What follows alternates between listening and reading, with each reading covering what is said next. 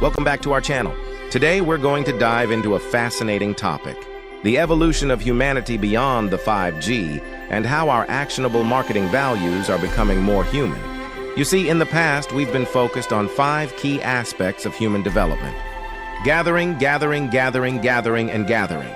But now we're moving beyond those 5 Gs and embracing a new approach. Our marketing values are shifting towards a more human-centric approach. We're no longer just about gathering, but we're now focusing on giving, giving, giving, giving, and giving. So, let's embrace this new era of humanity and strive to make our marketing efforts more human-centric. After all, isn't that what truly matters in the end? Thank you for joining us today. If you enjoyed this video, don't forget to hit that like button, share it with your friends, and subscribe to our channel for more insightful content. Until next time, stay human. You like my hat?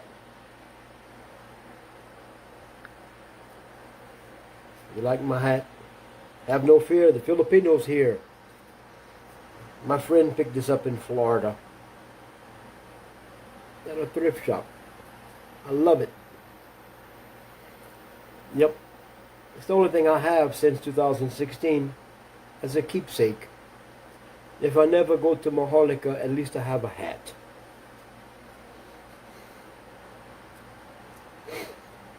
I haven't had a good day talking to people today on live. I've been explaining about life to a lot of people that don't care to listen. They're going to care though. Have no fear. Filipinos here. And ako buhay. What a laugh trip. But you know, I am happy because I'm me. I'm John. I love myself. I have a good attitude about myself. And I will live a life of example. Big time.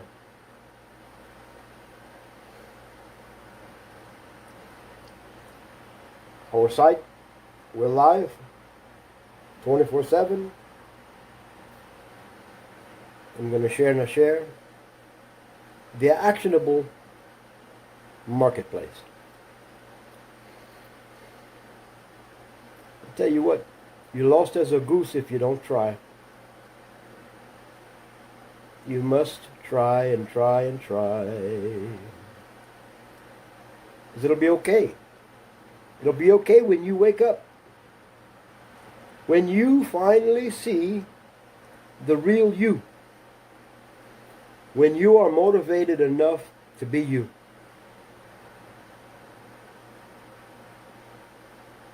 Seriously.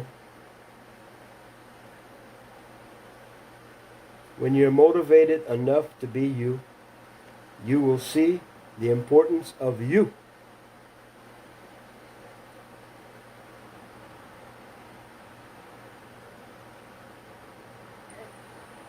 It'll be okay when you wake up. Ooh. When you finally see the real you. My God. When you are motivated. My goodness, my goodness. We're going to go full strength, people. We're going to go 100% when you wake up one day and see that we're on top of the mountain. You wish you would have came with us. You wish that you would have came with us. Because, you know, there's only one way to go. Straight up. Straight through. The right way. With your face forward. Doing the right thing. So, that's what I do. Yabba-dabba-doo. You know, I'm very excited about doing things with you people that make sense. I'm very excited about taking and making real things happen. Seriously. We have a lot of good things ahead of us, but we have to be part of it. We have to do the right thing. Have no fear. Filipinos here. We have to do the right thing. We must categorically not deny our greatness at all. Because I tell you, if you deny your greatness, if you deny the greatness in you, well, you won't be great. You'll have a hard time. You will have a hard time making things work. So, having said that, I tell you this. I'm a happy man.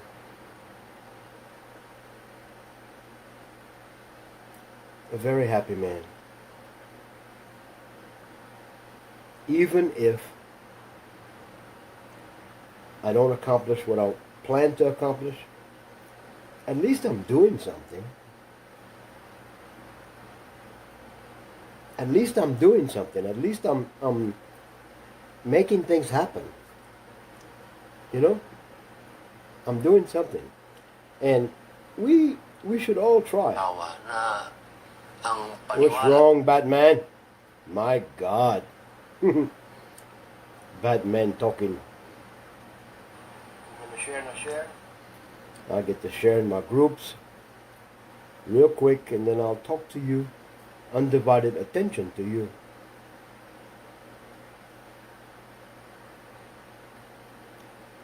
To my groups.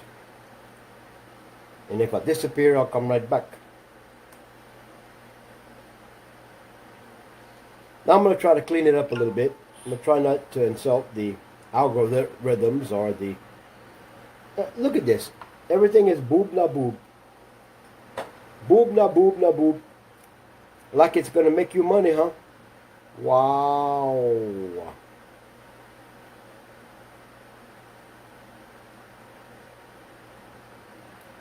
Truly is amazing how many good women are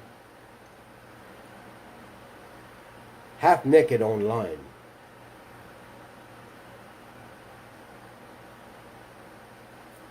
I listened to an older woman, an older black lady, tell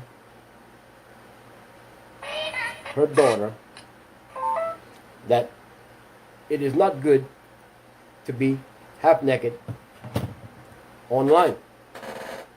You're not doing anything. It's not beholding to greatness or maybe to make a few pesos. Would you go buy some rice? You know, we have a more noble thing to do as humans. We should stop giving the world all of our power. We're living on kili power, and it's not rescue. It doesn't rescue anything at all. So, what's the real power? I'd like to say it's a hat. Have no fear. The Filipinos here. Ano ko buhay, huh? I don't care how many times I showed that picture with me and Tata Digong. Eagle of the North, Eagle of the South. It doesn't do me any good. It's not a status to me. It's on my phone. It's not a status. It doesn't do anything for me. At all. It doesn't do anything. It doesn't make life better. I gotta go get another phone.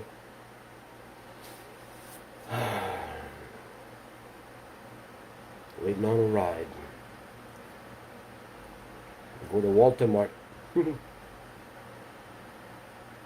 Wow, no wow. You know, what are we going to do? If we can't live on kili power,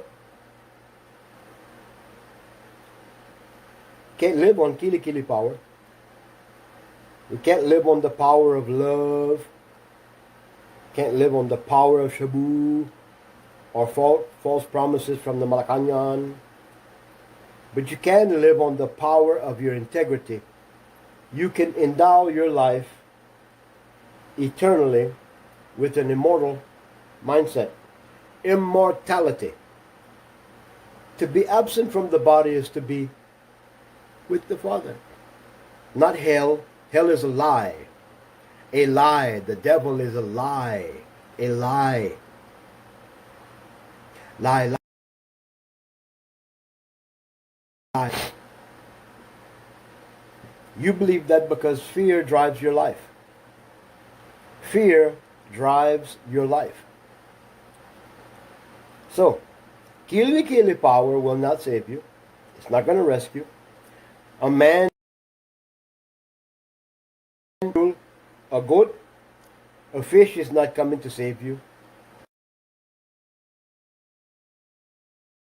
You. When you come from the world and its ways, when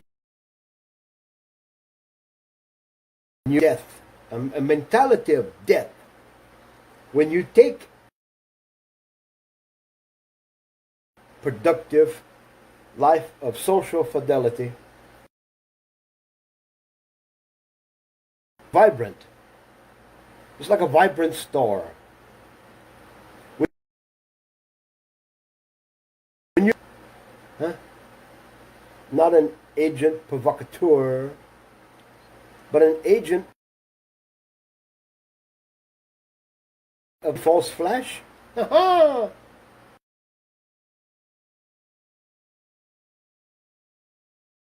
An agent of a message on a hat.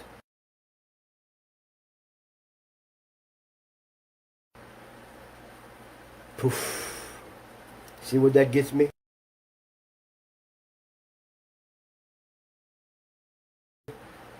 Crazy.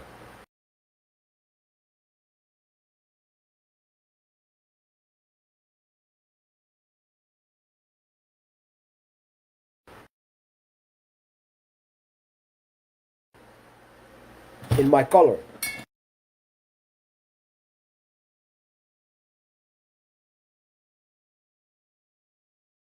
When you take the scales from your eyes,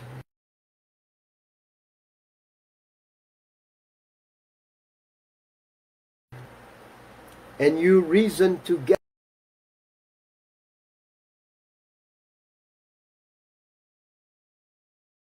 Christos.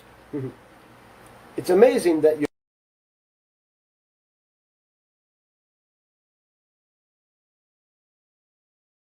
back just like your CR wants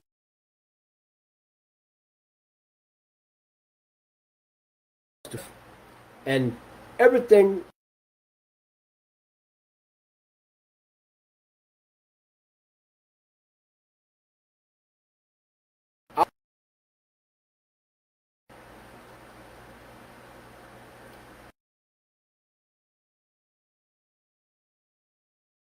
vision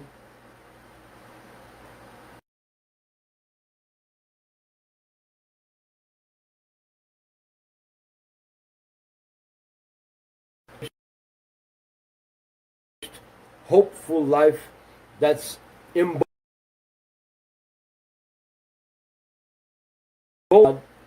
that has no relevance to today.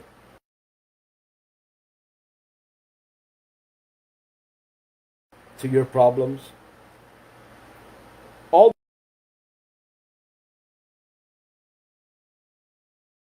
as long as you're emboldened by a false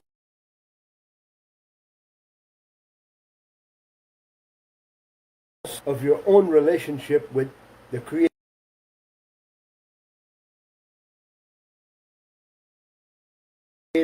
you deny your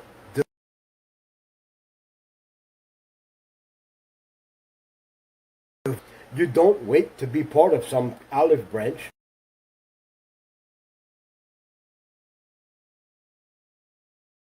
The image of the Creator.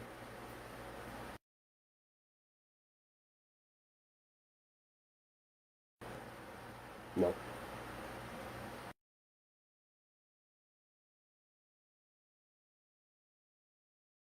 Science.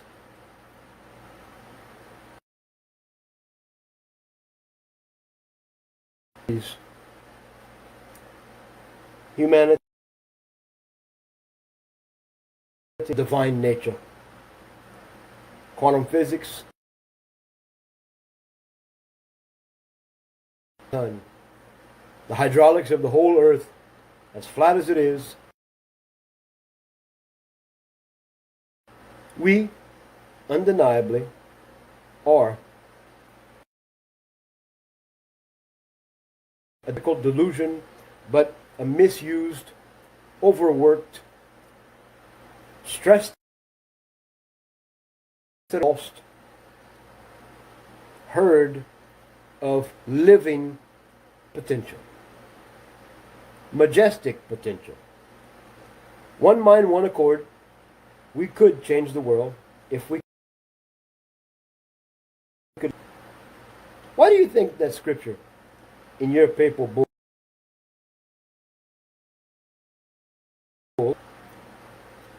Why do you think that scripture, when you take the scales from your eyes and you reason together,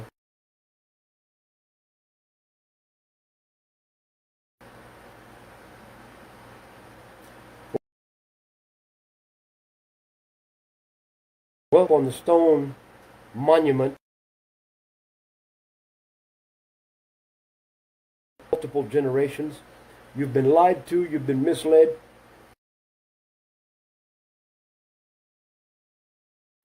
But for the first time in all evil people, that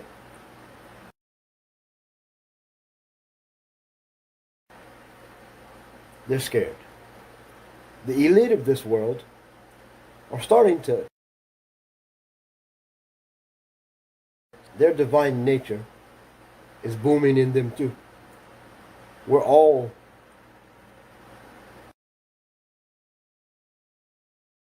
the elite, the elect, the destitute, the prostitute, and the man toot. You can blow your toot all you want. You can make a root from your backside.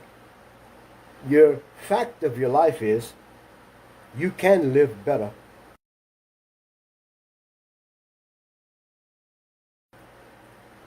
Your whole mindset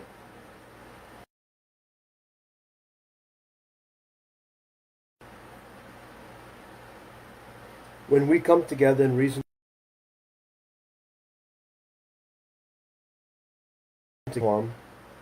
and just stop being so,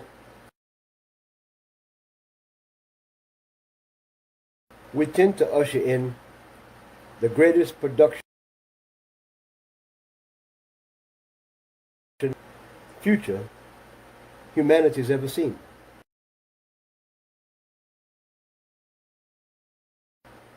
Your life is the only living book would see. You could preach from the highest pulpit. You can doesn't exist, or you can live the life in a holding position to lunge forward in a Zoe life. Life, one mind, one accord, in the power of agreement to say yes, now yes, and be real. Change. We can be rooted and grounded to live.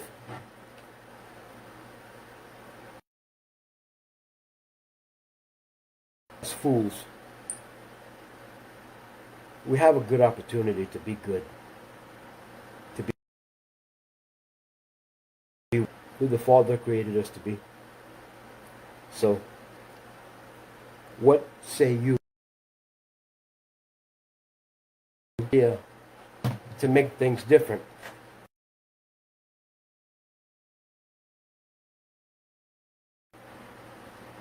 Or maybe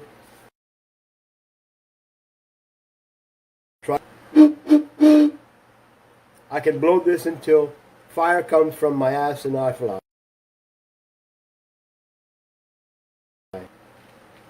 It might prove that I'm bilingual.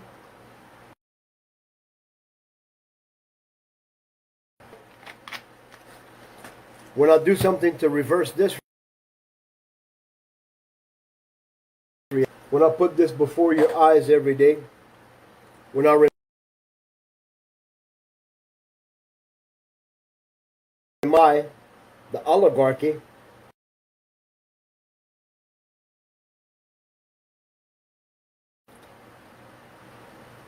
they are this bondage and slavery represented by the Bastille of France,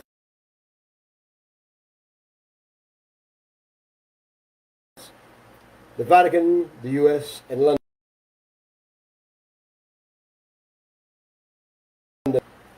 This is Mahalika.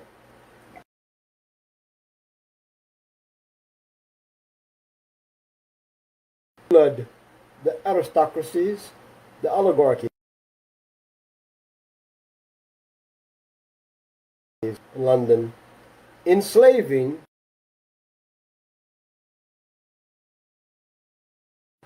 servants, Kadama,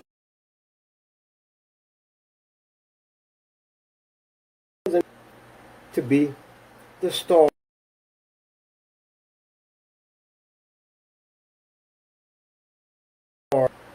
This is my city, Lafayette, Louisiana.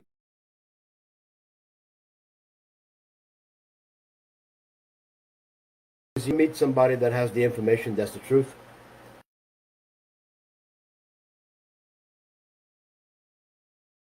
To save.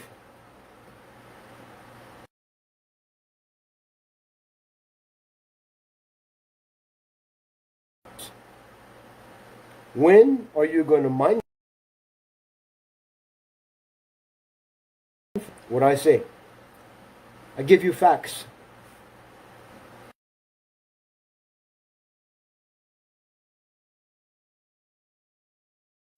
When are you going to live?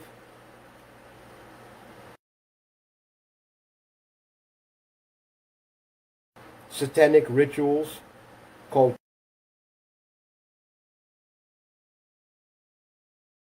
church. The only devil that is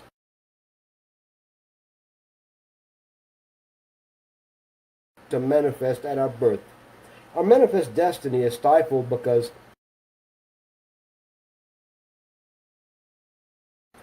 cursed, generational,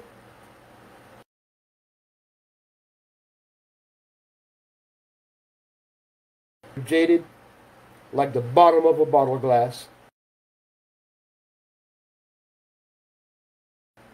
We are lost.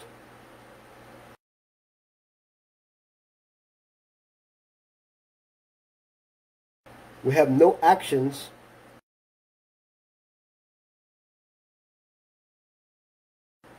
in the nostril of our Father.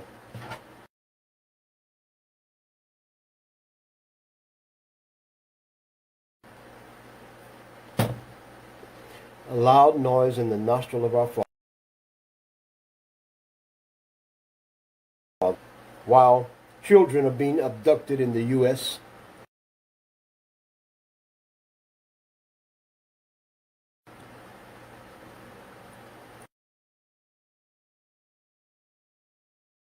and remain silent, knowing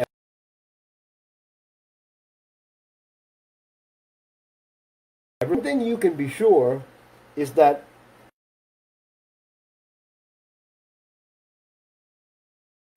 directed the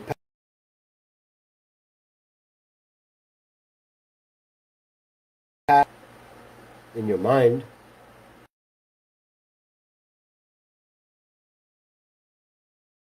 and broad. I have no warning. Present desire to see more of us free, emboldened to exist in a world where there's no slavery, where we don't have a death mentality. Learn from our mistakes.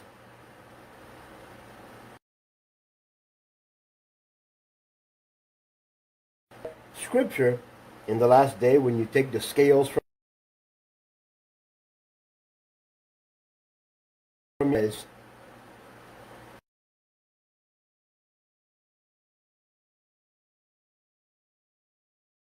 Repetitive life of insanity.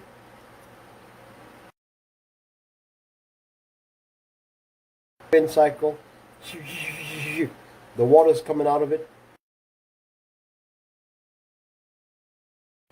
If God would take your life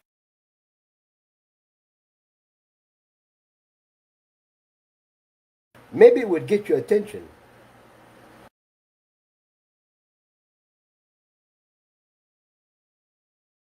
Well, guess what? A loving creator would.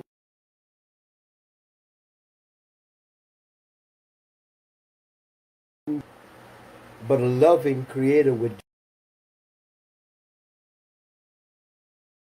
give to be a devil.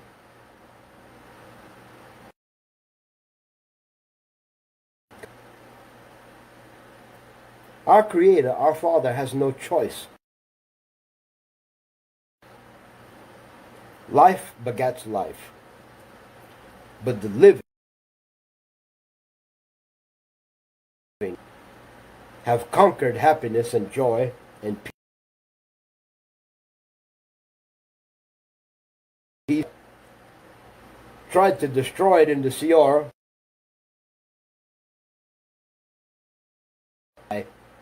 of deceit.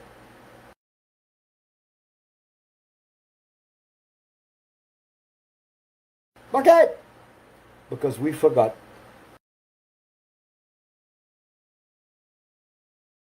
Not here in fruit salad, not in the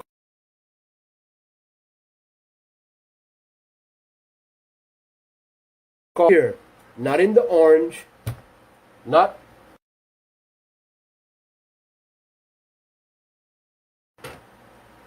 in the center of all the action. The Creator exists. And be real.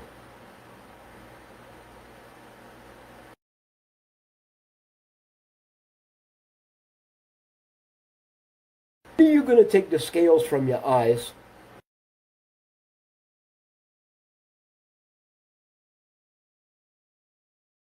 Stop being insane.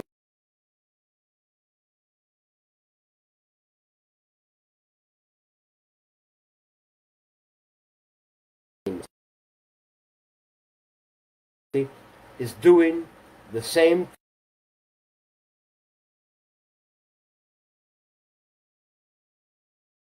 thing.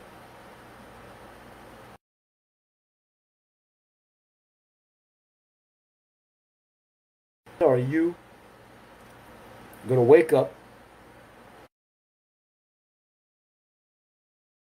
being happy? When are you going to take that faith in your life and plant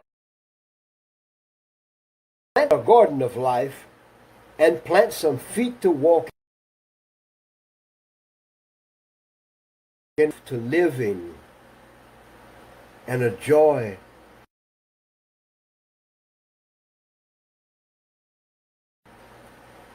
When are you going to stop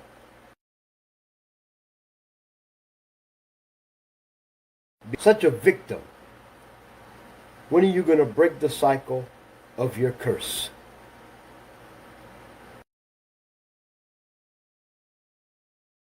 So many times, that was President Duterte's very respectable way of telling you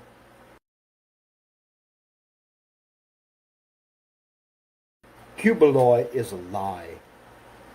Ignatius a Cristo.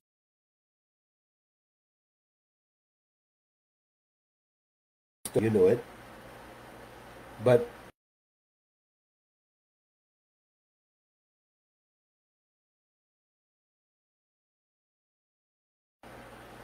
the Creator's in all.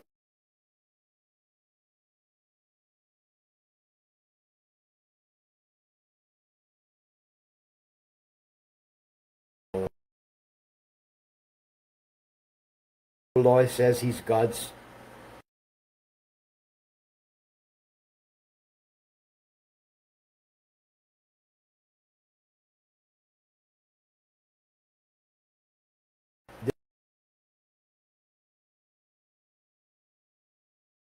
than there is in his whole life.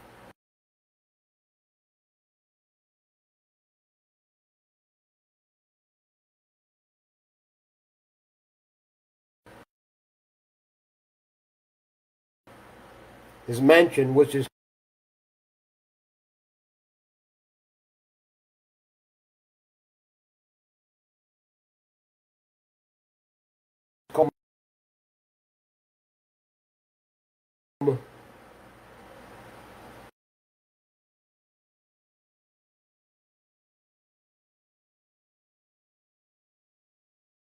on a table outside.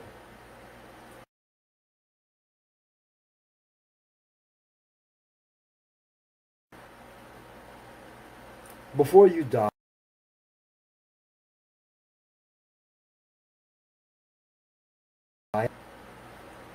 and the lady said,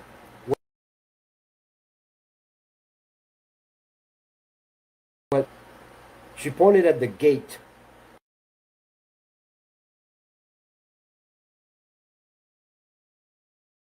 Cubeloid. The bombastic,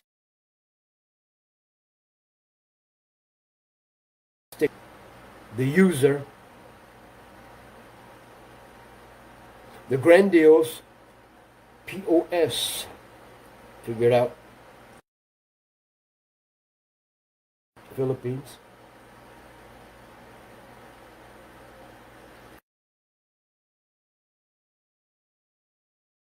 I want to go to heaven. And she pointed at Cubeloid's yard.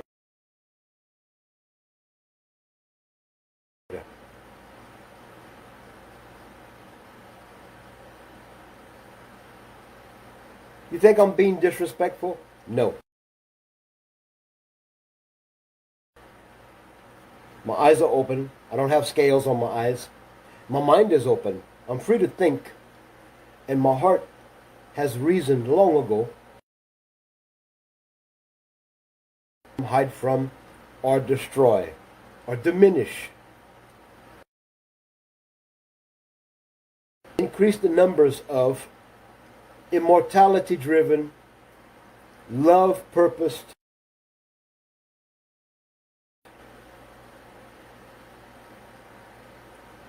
people that will do no harm. Number one, to themselves, their self. To thine own self be true. If you can't be true to yourself, maybe you will try to be true with everybody else that's broken. All the sheep running to jump in the tall volcano. A big cult of mystery. It's not a mystery to me. The end, therefore, you will see and know, because your history is riddled with failure. The only assurance you have is to be absent from the body, is to be with the Creator, to be with the divine soul that you are. Because above is far superior to below.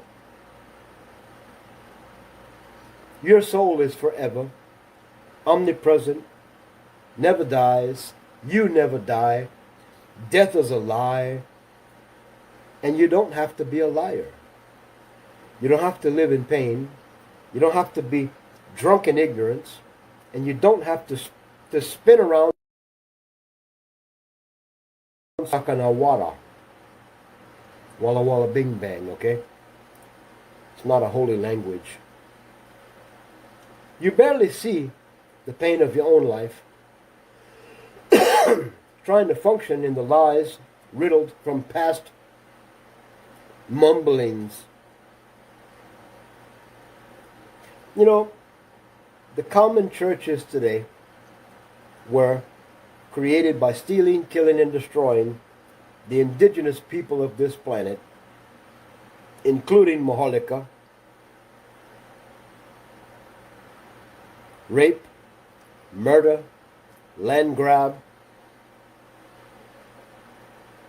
suffering, gives you the relationship you covet with the stupid God. And you get mad at me.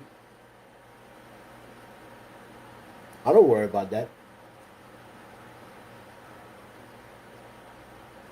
You're going to see sooner or later. You need to break the cycle. You need to be you. You need to be vibrant. You need to have the social fidelity to come together, one mind, one accord, and be happy. Elevate your life to living, okay? Stop fearing death, because you're not going to die. Not the way that people tell you. Not the way the church emboldens you with fear. That's a lie. As I see it, not to be here in this world is going to be a beautiful thing for me. No suffering, no pain, no mystery. What's up there? I don't care. Anything is better than what all you people perpetuate. Everything all of you do, thriving to have heaven on earth, results in a deeper hole, a bigger lie, a more perplexing confusion, and a more emboldening, yielded will to do whatever your evil rulers say, from the DOH to the Malacanang, whatever.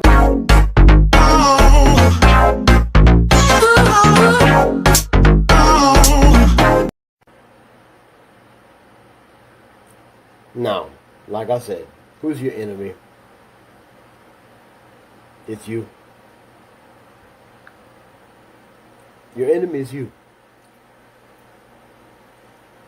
The worst friend you have is yourself.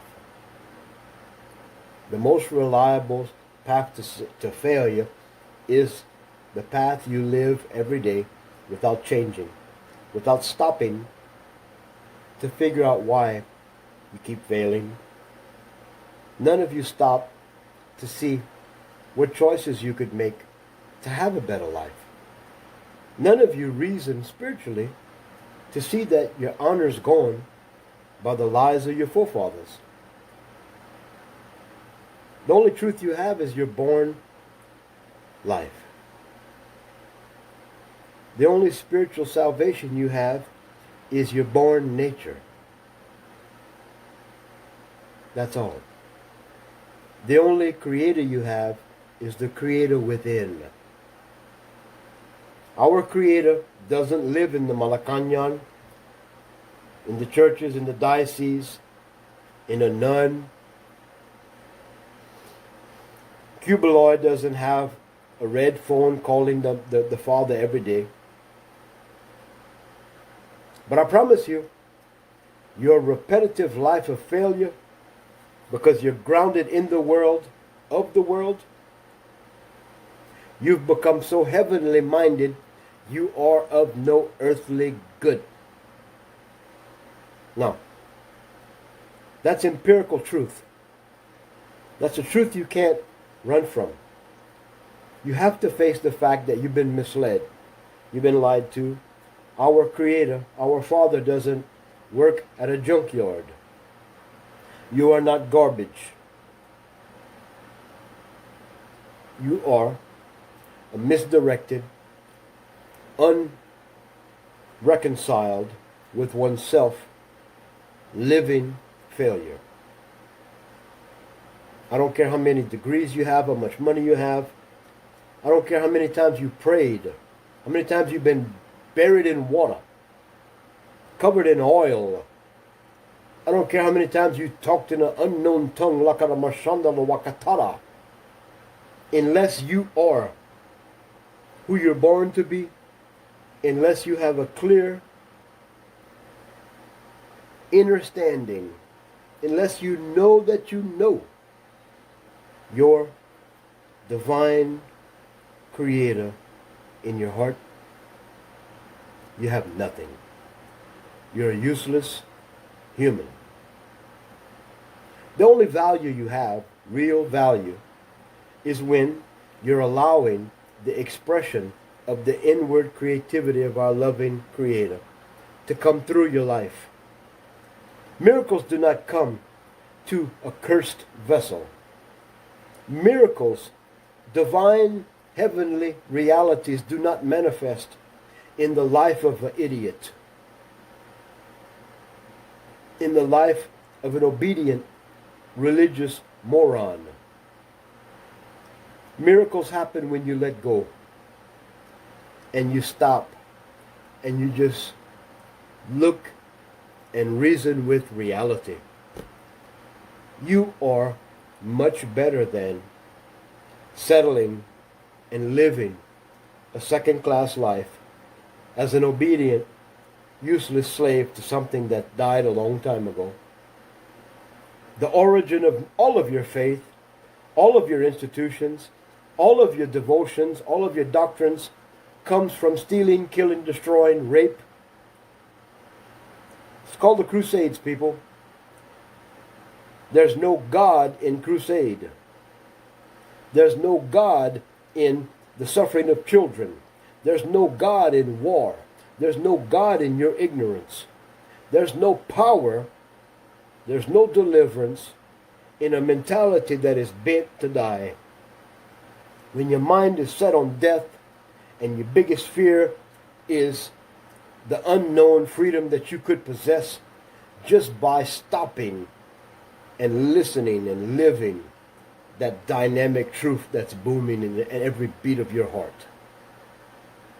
You can't argue with me. You can't point me in a face direction where I will read my lie that I'm speaking. I'm not speaking a lie. I'm speaking the empirical truth that you are yet to live. So, please,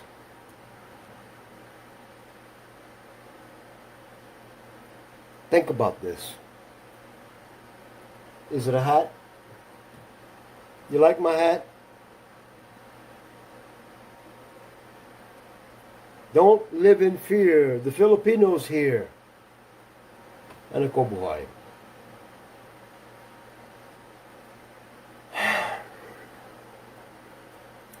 Did I just lead you in a bad direction? No.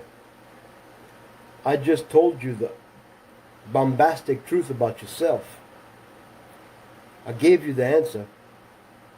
It's you. The only solution to our problems is a relationship with our Creator. An individual, step by step, breath by breath, day by day, moment by moment reality as an immortal, open-minded,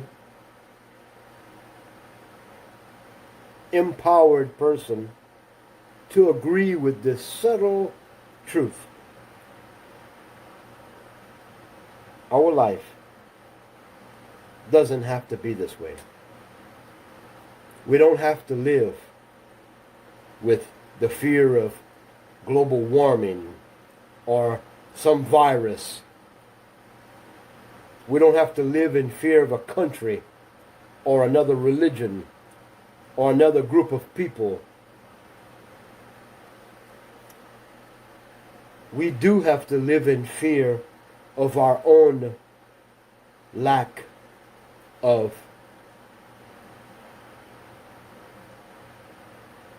our birthright. We better embolden ourselves with a fast-track agenda to get ourselves right with that divine Creator that lives in our hearts. That's my daily obligation. That's my daily maintenance of a life that's yielded to learn. I am teachable. I am reachable. But I will not follow you. And I don't ask you to follow me. But if we can walk together, immortal, full of love,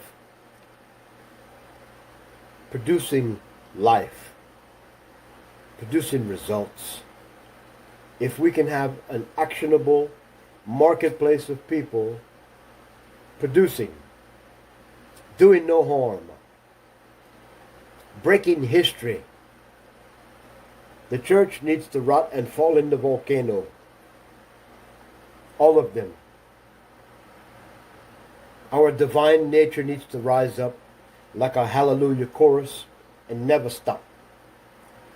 The world would change like that if we change. We're limited by ourselves. We're limited by our ability to do what must be done. But the unique thing about it is it's only you that has to do it. Nobody has an answer for you. Nobody's going to walk into your life and save you. Nobody. He's not going to have a sword coming out of his mouth. He's not going to give you 72 virgins. But I'll tell you what. If you start growing your own food and you start looking like an ignorant fool every day, if you stop living the insane lives we live by learning from our mistakes, the answer is very bold within you. It's called clear sight. It's called stop, observe, and make a choice based on not failing again. If you go to the same church, you cross the same door, you sit in the same aircon or lack thereof, listening to the same reprobate, begging for your money, talking about things that come from the history of death, destruction, rape, stealing and killing, because that's where church comes from. That's where the word God comes from. You spell it backwards, it says dog.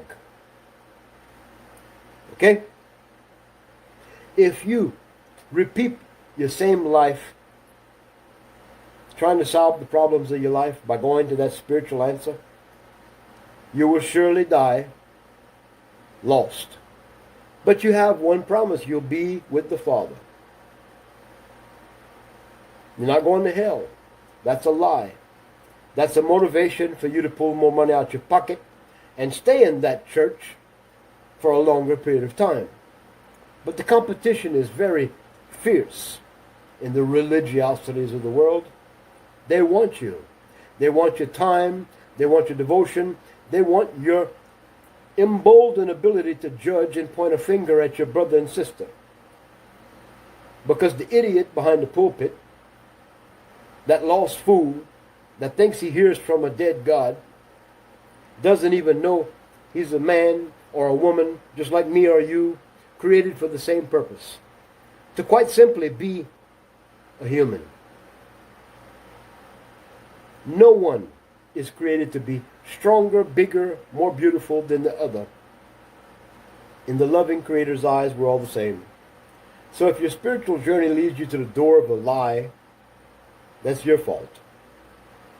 Continue your lie, and you will lie with the lies.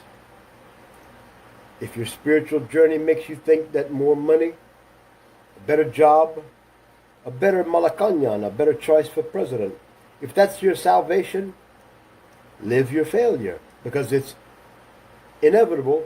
You're going to find failure again.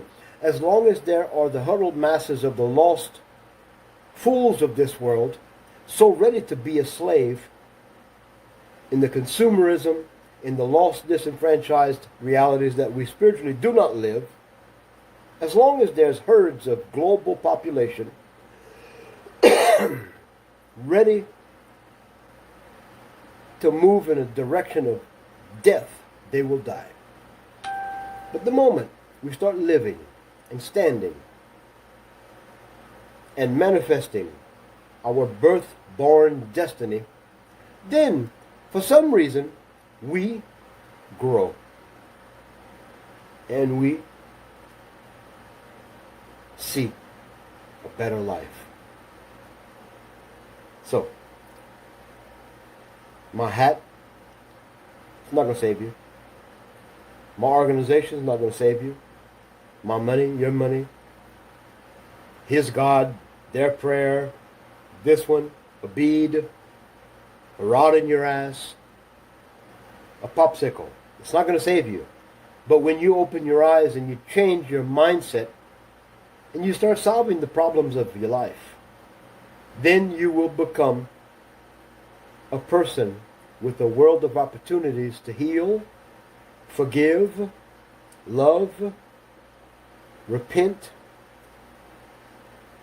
work, produce results. Then you have an opportunity to really see miracles, provision, protection, safety, happiness.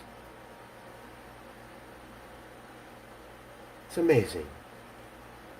But when you take the Creator in your life and you put him in the CR and you push hard, down, down, down, and you carry your life to another church and la la la la la la la, woo woo, it doesn't do anything, does it?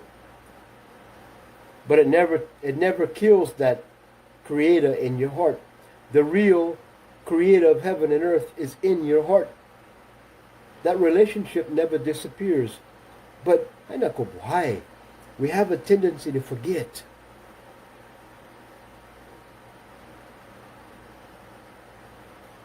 So, I challenge all of you. Solve your problems. Open your eyes. Tell the Malacanang you are tired of Bong Bong allowing these children to go missing. Tell the Malacanang, tell Bong Bong, Mr. Ding Dong the Bong Bong, the disrespected president. You tell that man, that boy, about the CIA. You tell him and remind him about General Smith, guilty of, well, the blood of 3 million Ilocano. General Smith. You tell that ding dong, that idiot in the Malacanang with the yellow-tarred wife, you tell him enough is enough. It's not about the price of rice. It's not about the threat of war. It's about the fact that all of you thought you were electing the son, the emboldened son, the passed down greatness of Ferdinand Marcos, and all you did is impart on the shadow of Tete Digong's hard work. All you did is lay down the broken vibrator of oligarchy, the puppet boy of disrespect, to allow the Philippines to become an emboldened lapdog puppet nation again, where all of the machinations of the elite few that steal, kill, and destroy in real are having fun. Thanks to Bong Bong, thanks to you. You thought you were electing a hero's son, when you found out you just you're getting the byproduct of George, an endless name, Gorge, Orge, a name of a reality that doesn't have any bearing, that doesn't have any purpose other than to just go with the flow, play a flute, say, I'll cook quite well. You know, we can't blame the failure of the hero's son on the father. But we can open the eyes of who I believe is not really an evil man. I don't think that Ding Dong Bong Bong Marcos, the man I do not respect, I don't think he's an evil guy. I think he's just lost. I think he needs to have a reality check. President Duterte categorically, hands down, represented the people of the Philippines. Did he or did he not?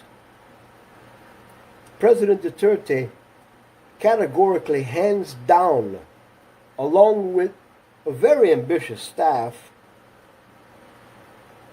lit the fire of public service in the asses of all of the people that worked in every city, every barangay, every airport, every public work.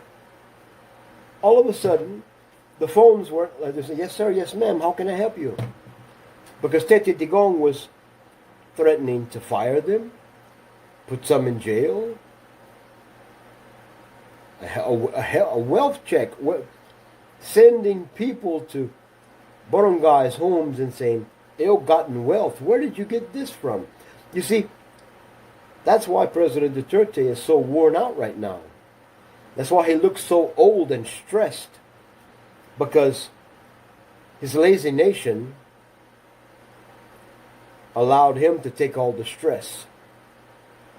His lazy, gago people stayed sleeping, telling me, Sir John, it's okay, calm down, calm down. God and Tete Digong have this. President Duterte is the president, Sir John. You're just a big mouth, Calbo. How do you feel now, nation? How do you feel now, people? You see where you have disrespected rule of law? You have disrespected God? You have disrespected your children? You have disrespected Tete Digong, me? The truth will never be destroyed by your lies, people. The courage of good men and women will never be destroyed by your coward lives. Just because I speak the truth, President Duterte spoke the truth, and the truth is still the truth, doesn't mean you have the right to live your life, which is basically insanity, and just talk about in your maritis maratas, why is the rice so high? Why are so many children being taken? Why is this Calvo opening his mouth again?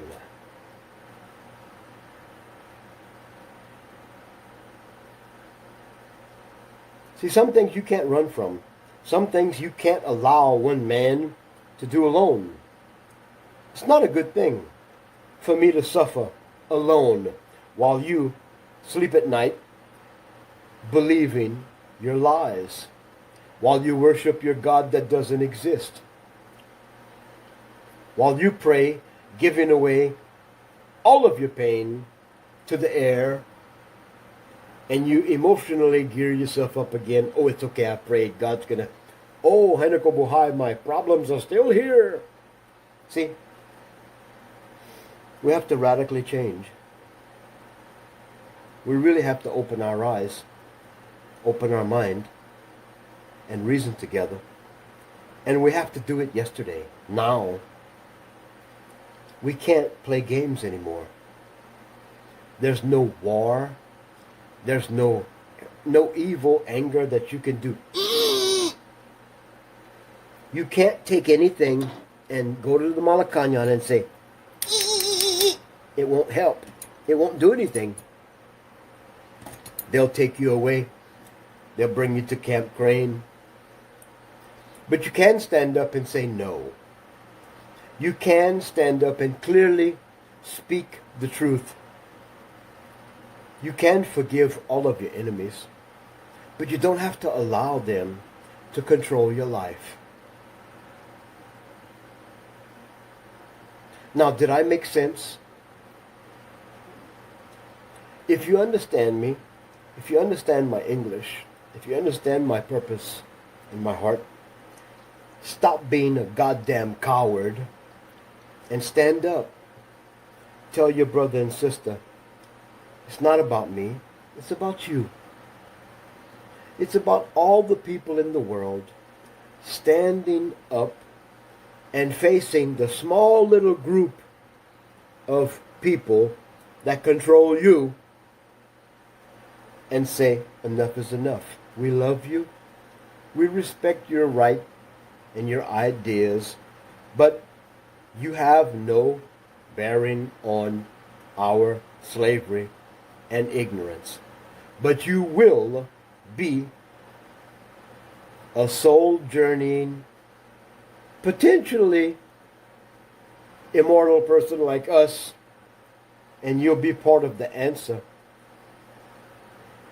But the more you live your evil intention, the more you try to point us in a direction that will end our lives, the more we're going to rise up and be real. The more we'll allow the Creator within us to be. So, you people are the potential of heaven on earth. So why do you settle for your hellacious machinations? I want to know. It's time for us to be vibrant. It's time for us to change. And it's time for us to stop being asshats. You see, this is not an asshat, but I'm not exactly going to walk around the city. Don't worry, I'm Filipino and I'm here to help you. It's not going to do a damn thing for me. This is a cherished part of my life. It's a treasure. But it's not something I'm going to be out of balance with. I'm not going to go around my city trying to be Superman. But I'll be damned if I'm not going to try again, and no to reach you.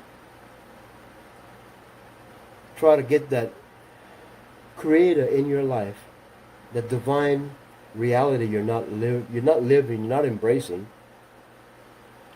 You have a power in your life, a happiness, a mentality that will free you to be the real you. So when are you going to be vibrant? When are you going to have the social fidelity, the clarity to be united and be that vibrant star? When will you be part of that actionable marketplace of heavenly destined people? That's what I want to know. What will it take to trigger the change of your life? Don't allow your suffering and pain to drive you to a place where you see that you've been denying the real Creator in your life. Stop and think for a moment. Take the scales off your eyes. Open your mind. And find somebody to reason with. Because it's not about church people. It's not about God. It's not about Jesus. It's not about Islam, Muhammad, Buddha, Hare Krishna. It's about you. It's about our children. It's about a better day. It's about a world that used to exist without all of this foolishness. There was a world where the creation created and lived in peace. There was no harm, no rape, no war, no pain, no prayers, no hoping, no dying. This is all our fault. We must break this cycle.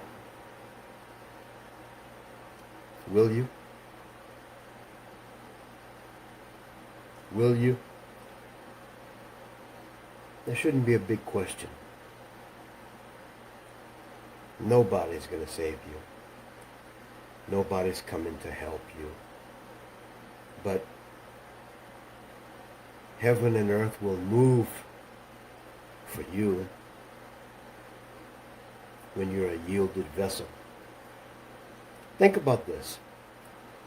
If you are open, if your life is open for God to move through you, He will. And that's about all I have to say. Have a good day, a good night. Let's change. Because we are going to be the only living epistle, the only living book, the only living temple of life, if we live it, that someone will see. The greatest way to teach and lead is by example. So, let's do it. Bye for now. Kasi sabi ko, yung mga sundalo natin, galing lang lahat, almost all officers will go to America to study about militaristic things. Kaya meron yan. Seems like your day is here. What did you think would happen? You thought you'd see? You'd see in the clouds? Oh, poor babies. You thought all the promises would come true. You thought you could get away with it at the last minute. You could know the season. Almost the hour. Did you ever think about looking in the mirror? Did you ever think about what your baby God said? He said in the last days, when you open your eyes, when you start thinking, you reason together, you'll do greater things than He did. Did your baby God ever go in the church? One time. Such a wonderful display of love. He tore the skin off of people's backs with a cat of 9 tails. Do you think your perfect Creator made a place for me to manifest and do all? No. I manifest because you allow me. My evil and my intentions come from your confusion. The Creator is perfect in all ways, loves, that passes all understanding. We've known all along. All of you will walk into heaven, die and go to heaven, be an eternal soul forever. Because there's only the judgment of your karma. You're responsible for yourself. But we had fun using you. In the last days, all of you that think you can hide behind your words, I'm sorry. Mind your business now. Don't you know a real man or woman judges the fruit and not the flute that blows the sweet words that used to live in your purgatory in the past, where your plastic and sin could act good and holy. You guys better wake up, because it's over for you. Hey there, folks. Welcome back to our channel. Today, we're going to dive into a fascinating topic: the evolution of humanity beyond the 5G and how our actionable marketing values are becoming more human. You see, in the past, we've been focused on 5 key aspects of human development: gathering, gathering, gathering, gathering, and gathering. But now, we're moving beyond those 5Gs and embracing a new approach. Our marketing values are shifting towards a more human-centric approach. We're no longer just about gathering, but we're now focusing on giving, giving, giving, giving, and giving. So, let's embrace this new era of humanity and strive to make our marketing efforts more human-centric. After all, isn't that what truly matters in the end? Thank you for joining us today. If you enjoyed this video, don't forget to hit that like button, share it with your friends, and subscribe to our channel for more insightful content. Until next time, stay human. Well, hello. another time.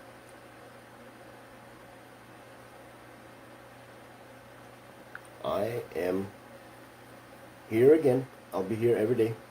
And hopefully after today, I'll be here most of the day and night. I am reaching out to anyone who produces content, influencers, people that have a following, people that care about your fellow man, care about good, healthy change.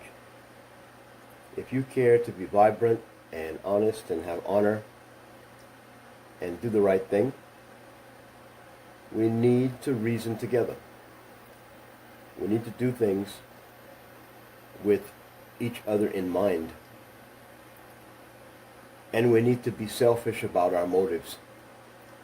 You need to really get your mind wrapped around this fact. You are responsible for you. It's your obligation to your self-sustainability to provide an independent, stable life for yourself. And working together, if you have that mentality, if you will help me, I'll help you. And that's usually how it works in a fair marketplace of goods and services and working together. I don't care to involve politics or religion, but I do focus on reasoning and building and producing. We need to create a force of honest, hard-working people that care about changing reality. You need to invest everything you do in, number one, yourself, and number two, a good life, not based on money, not based on having something more or better than someone else, but based on you. Because at the end of the day, you're responsible for you. So, if we're all strong and independent, just think about the value that is in a society where most people are codependent. Most people depend on rice and they live to die. I live to have a better life.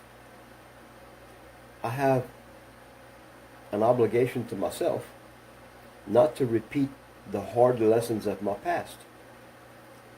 I have a moral obligation. I have a very serious obligation to President Duterte, Maharlika.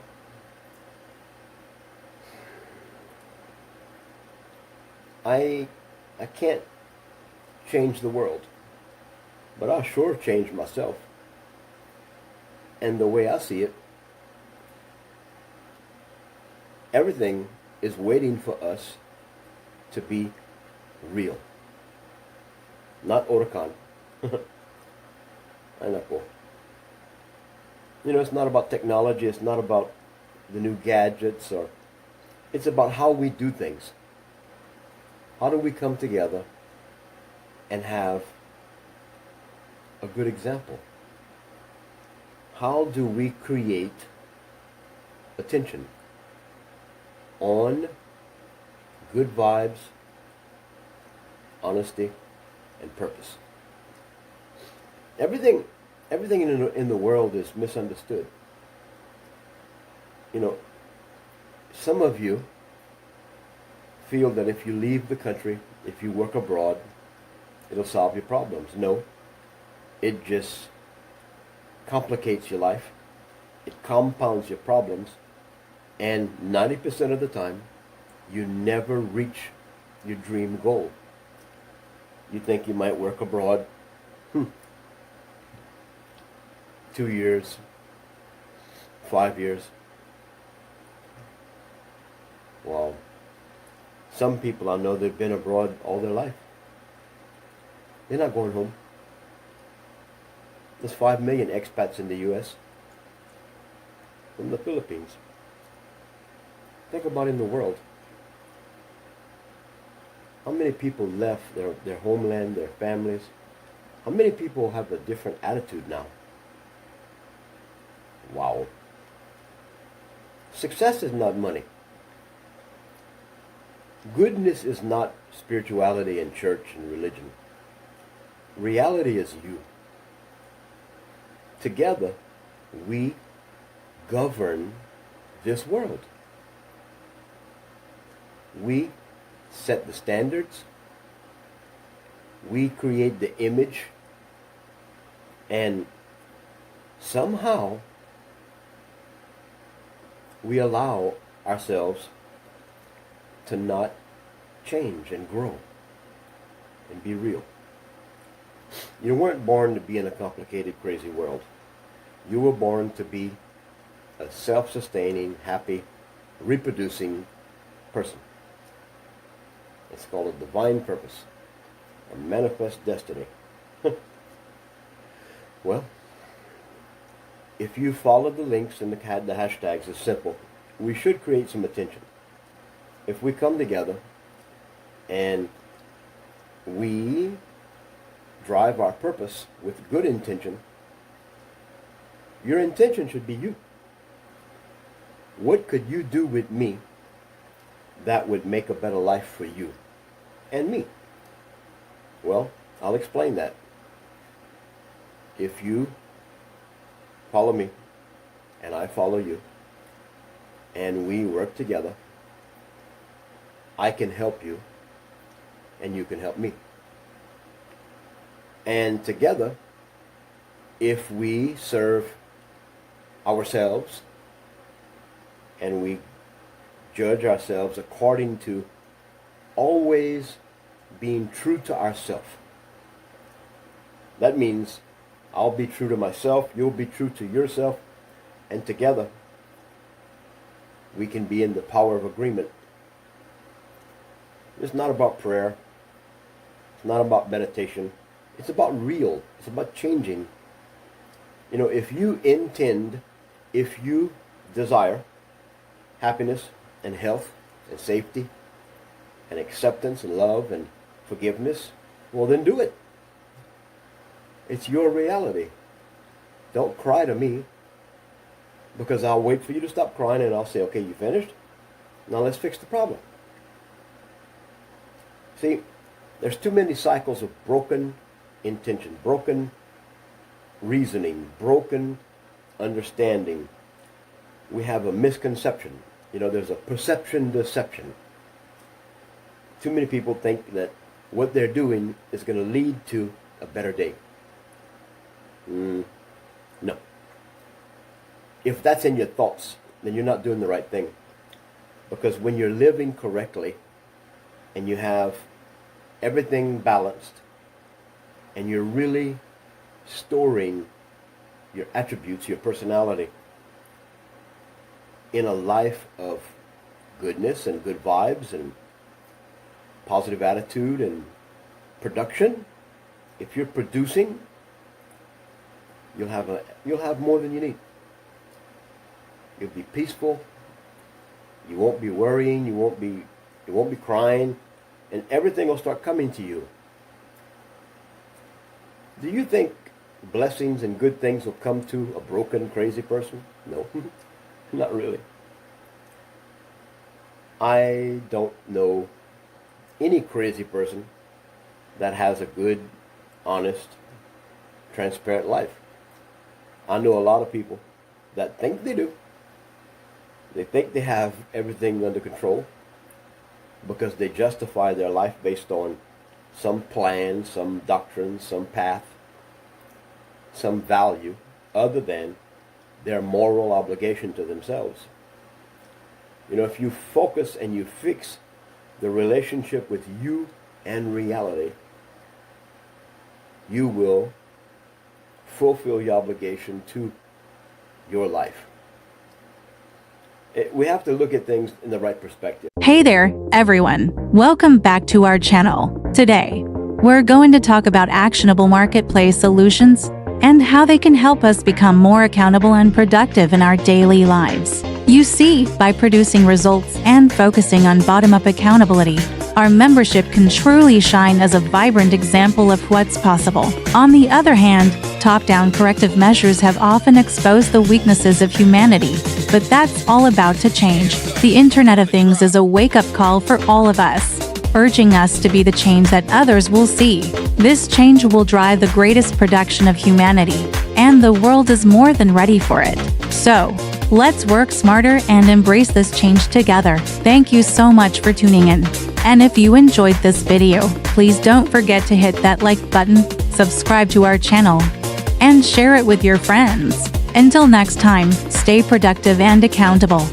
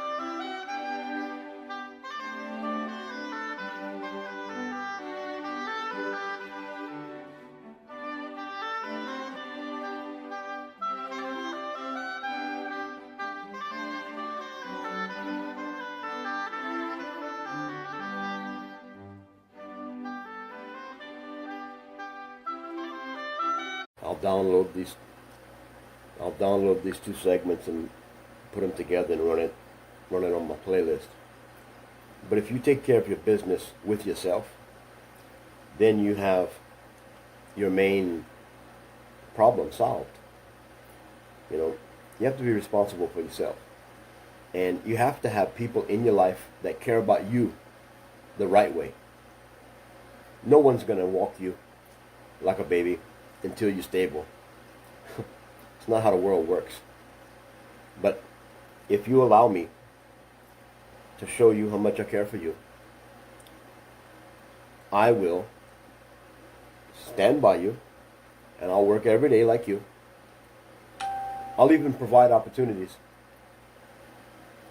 unlimited opportunities, because the world doesn't work properly. The world works backwards. See? When you go to that box and you pray to that person that doesn't exist, it keeps you broken.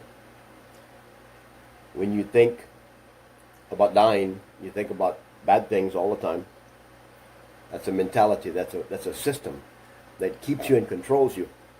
But if you surround yourself with good people that are motivated to do something, you better make sure you have people that care about themselves. Because if you have people that care about somebody else more than they care for themselves, you're going to stay stuck. You're going to stay broken, you're going to stay hurt, and you'll never reach the goals of your life.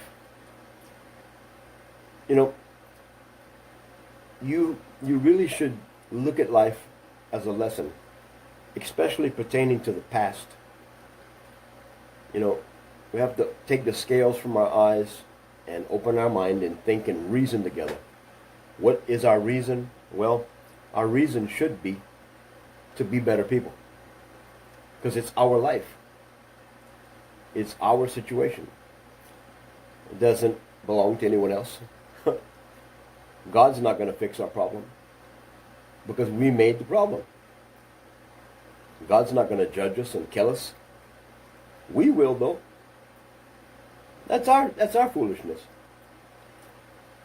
So, I judge my life based on reality.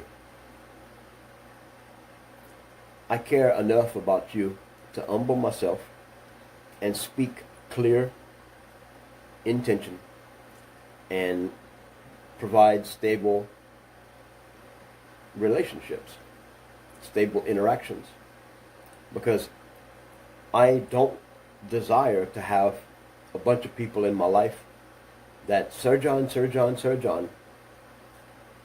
please, can I ask you?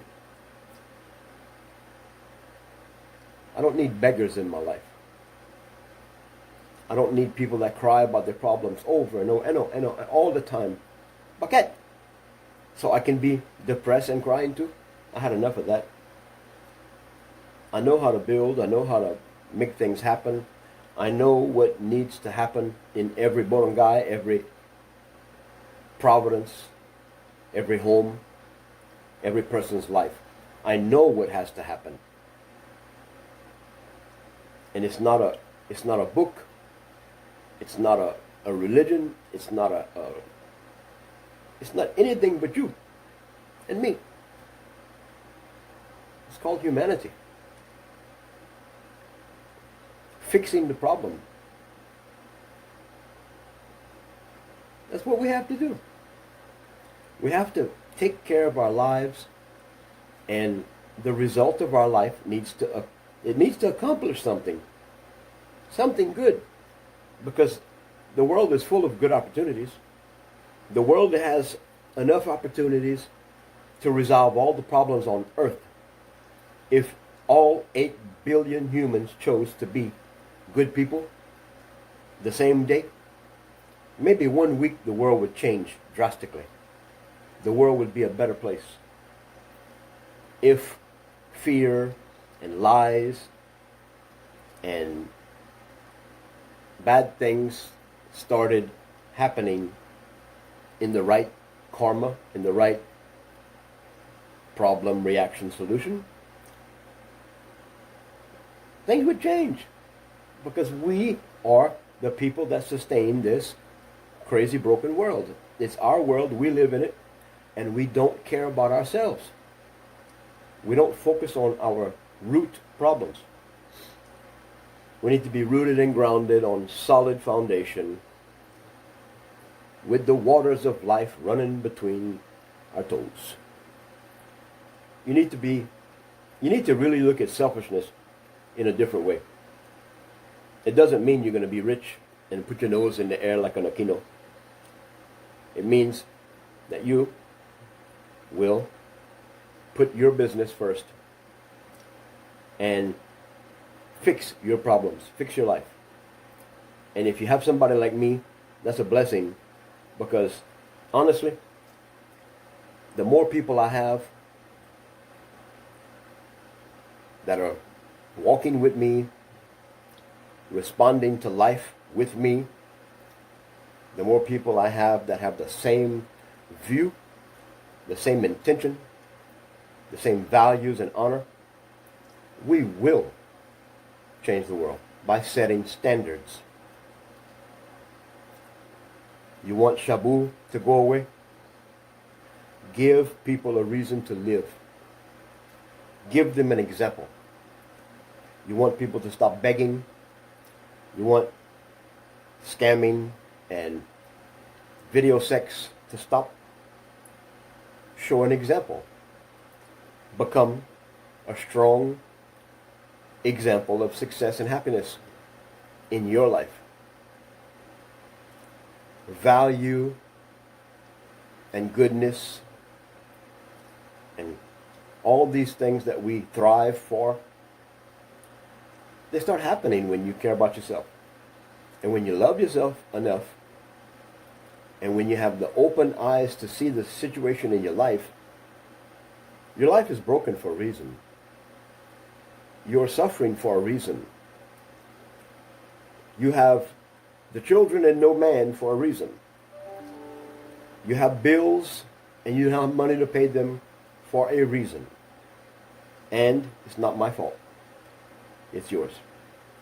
But you know what? I'm man enough and I care enough to plant my feet and my life and my focus. And I will make my deeds and my actions balance. You can change things just by changing yourself. When you look in the mirror, first of all, you don't see yourself, you see a reflection. When you look in the mirror, you see what others see. And almost every time you mention this to someone, if I say, when you look in the mirror, you see what others see, your thinking is going to be different than other people's thinking. If your life is worth nothing to yourself, when other people see you, you might have one person a week see that you have a low self-esteem and you're depressed and you need help. Because honestly, just as much as we don't know the current situation in our life, when people see your life in need, most of the people will respond with, I'm praying for you. God will help you. Really? Well, the way I look at it, we were born with a perfect plan. And to be born means you have to live. And to live means you have to have a very simple reasoning, a very simple value system, and you have to protect your life with a standard procedure of goodness every day. You have to make choices and produce results. You have to create a storehouse in your life. You have to have abundance to be sustainable. And it doesn't mean big box stores and Video Bank and Western Union. Gcash, Sir John, please. Doesn't mean load on my phone. It means you embracing the challenges of your life and taking care of the problems one at a time. If your attitude changes, when you look in the mirror, you'll have more value for that person you see.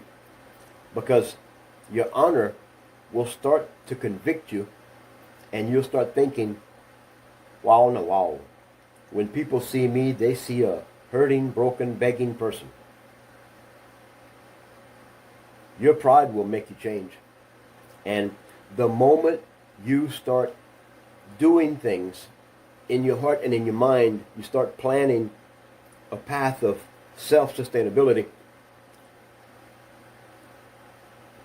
life will take care of you if you take care of yourself. There's more animals and bugs, and there's more life on this planet than us.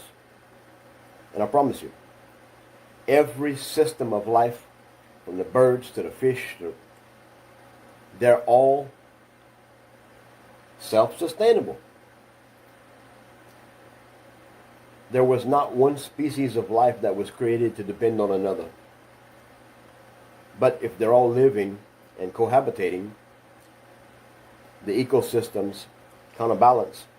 But then you introduce us, crazy humans, with our history of not caring about where we live and how we live, we make it even hard for nature to exist. So you see how much reason I have to do what I'm doing. I turned 60 years old in June, and I've been talking about these things all my life, but I have not been doing them through my life in real. And now I'm emboldened to be a voice and an action and an example, and I will open my doors. I'll provide a way if you provide the attention and if you care about yourself. I'm not your savior. I'm not just this kind guy that's throwing money around. I'm a man with a purpose, a plan, and it just so happens that my plan involves you and it involves me doing things that make us who we should be. And I think that's good. I think it's the best thing I've ever done in my life. It's the best commitment I've ever had. It's the best value of myself I've ever had. To be a moral, sound, just person. I'm not going to enable anyone. I'm going to be honest. I'm not going to do things that hurt me. I'm not going to do things that hurt my reputation or my business or President Duterte or Maharlika. I'm going to do everything to build us. Because since 2016, with all the time and energy and all the truth and all the service and all the emotions and all the intention I had, what did I create? Well, I participated in the election for 2016. And we did that. Team Pagabago. And now I have to reflect, adjust, accept things in the past I can't change, and do things that have a foundation and a structure that don't disappear. You know, when I go to the Philippines, do I want to live in a bamboo hut? Well, if I have to. Do I want a hacienda on a mountain? Well, I might end up there eventually. What I want is to live, practically. And I want to be a progressive, stable, long-lasting example. Not this man that drives around doing like the Pope in it. No. I want to be involved. I want to change things. And I got to do that by changing me. My ideas will just be a book and a little word in a tagline when I'm dead, if I even die. I have a vision of us living longer than we think.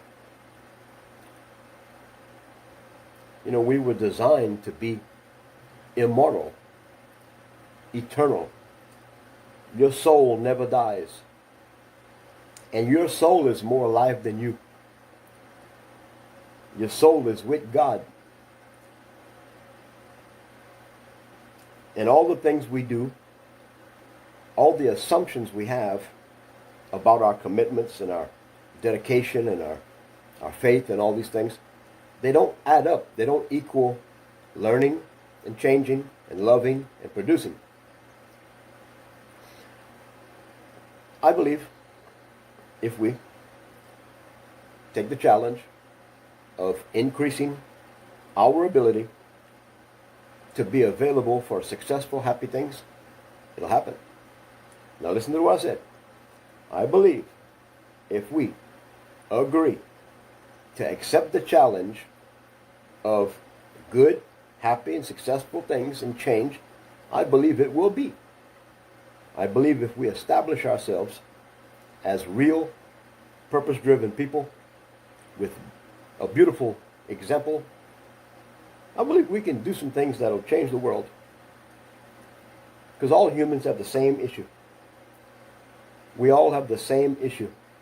The love we have deep in our soul doesn't balance with the reality we experience every moment of our day and night.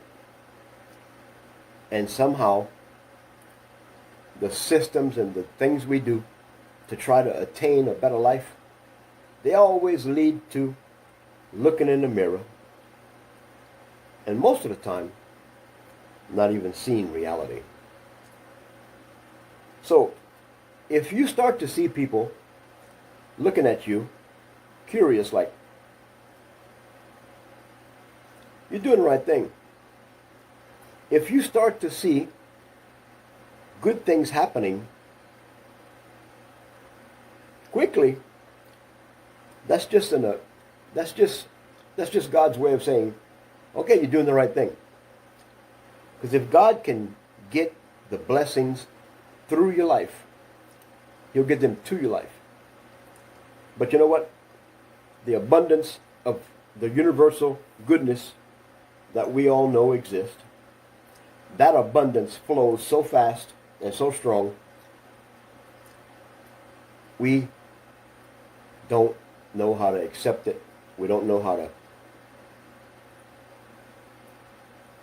change. We don't know how to be humble and say, wow, it's for you. And it happens every time someone has an epiphany, every time someone comes to the end of their road spiritually, their ideas are gone, they can't do anything. When they give up, that's when a miracle comes. But you know what? It's very short-lived, and we forget about them fast because we don't have appreciation for our own life. The statement I said, if God can get the blessings through you, he will get them to you. And it's you. It's amazing, huh? We are created by a very selfish, loving, dedicated Creator. Our Creator loves us so much that in that one-to-one relationship, our Creator has bowed down to the total opportunity of existing. Our Creator doesn't waste energy on his name, his sex, his physicality. Our Creator has pointed every energy and every love and every passion in you, right in your heart. Our Creator is so selfish and so fixated on you that, in my view, it's my opinion, that the benevolent Creator of everything that is gave up free will and gave it to us. Our Creator has somehow found a way, is the way from the source of his love and intention. Our Creator has selfishly attained the promise to himself or herself that if we humble ourselves and live true to ourselves, our Creator bombastically, excitedly waits for that moment when our Creator can live through us and do, yes. Now I have another expression of myself. Our Creator doesn't walk around slapping people and saying, I'm God, do what I tell you. Our Creator doesn't have a history of writing books, creating buildings, or anointing men to say, follow me. Our Creator has the same goal, the same opportunity, and the same vessels that he had at the point of inception when created existence started. It is such a beautiful commitment and a beautiful omnipresent reality to know that our Father, our Creator, is waiting for us to open our lives so he can exist through us. Our Creator is going to make sure that through the abundance of your life, when you start taking what I'm telling you serious, when you honestly pay attention to what I'm saying, when you embolden yourself to change and embrace this fact, if you are not cared for, if you are not taken care of, how can our Creator experience your life? If your life is crazy and in pain, if you have no way to do anything but live and hope for a better day tomorrow, you're not living right. Because yes and amen means this. Okay, I surrendered my broken, crazy will, and I made a straight, narrow path of my life to always be humble and show my appreciation for life and love and the relationship I have with the Creator.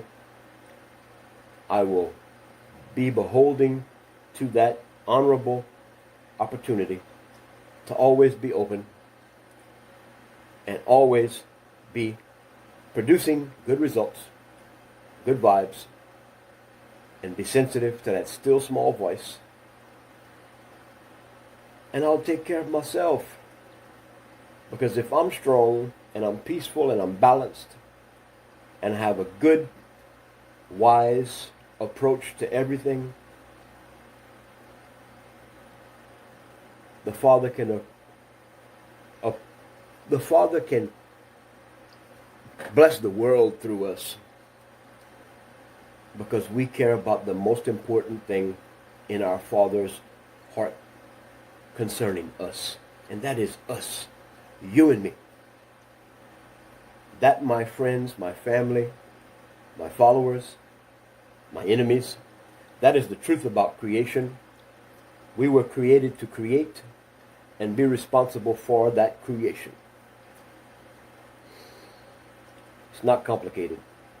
You produce things that make results. Make a garden. Get to know your friends and your family and your neighbors. Be different. Don't be judging. Don't be so stupid and sarcastic, and don't fight. Be to yourself. Start paying attention to the people in your heart, in your life. Make good relationships. Be slow to anger. And do good things. And just because you develop a good relationship that has peace and abundance and happiness and all this stuff, doesn't mean you have to become a savior, because you're not. It's going to be your full-time job to balance that bombastic relationship you have with a loving, real creator. Not real lies of a generation. See, even the words religion, that means real lies of a generation. If we can start being living epistles, living temples, if we can consecrate ourselves to be true to ourselves, our Father, our Creator, will manifest through us, and we will have joy. We will be so full of peace and tranquility. Our motive to live will always be to never lose that relationship, that balance, that miracle, that mystery of life that says, when I finally gave up, when I finally stopped living like an idiot, like a fool, when I opened my eyes and I put myself first, when I grounded my life on purpose, I started having my real peace, my real love, and my real tranquility started to manifest. And you just have the blessing of knowing that's God's way. That's the Creator's personality. That's the humility of our Creator.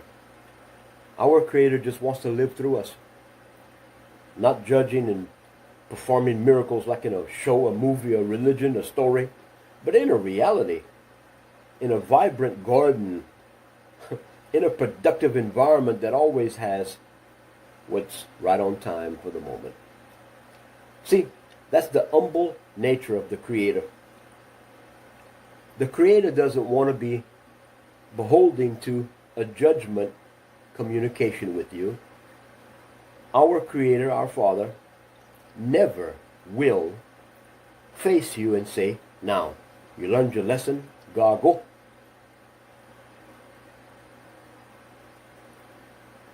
Our Father, our Creator, is just patiently waiting in your life while we hurt ourselves, while we don't live properly, while we never learn. Our Creator is just patiently waiting for us to be strong and be happy about who we are.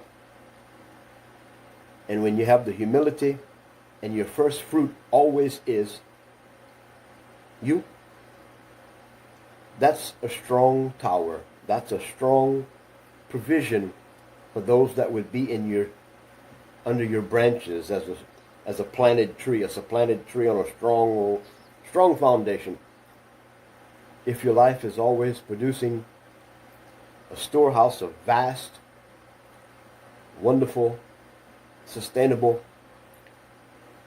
days and nights, and if your time is always peacefully focused on you and that beautiful relationship you have, we will all journey together and we'll watch the world change just by example. That's the right way to do things. There's nobody that's going to save us. Nobody is going to help us. And nobody is going to do what you have to do for yourself other than you. Because I'm the one telling you, after 60 years of living, after being this deep in religion, after doing things that if I would have stayed lost in my flesh, if I would have stayed justifying my spiritual values based on a religion or a path or a book or what another man said, I would have never found the reason to live.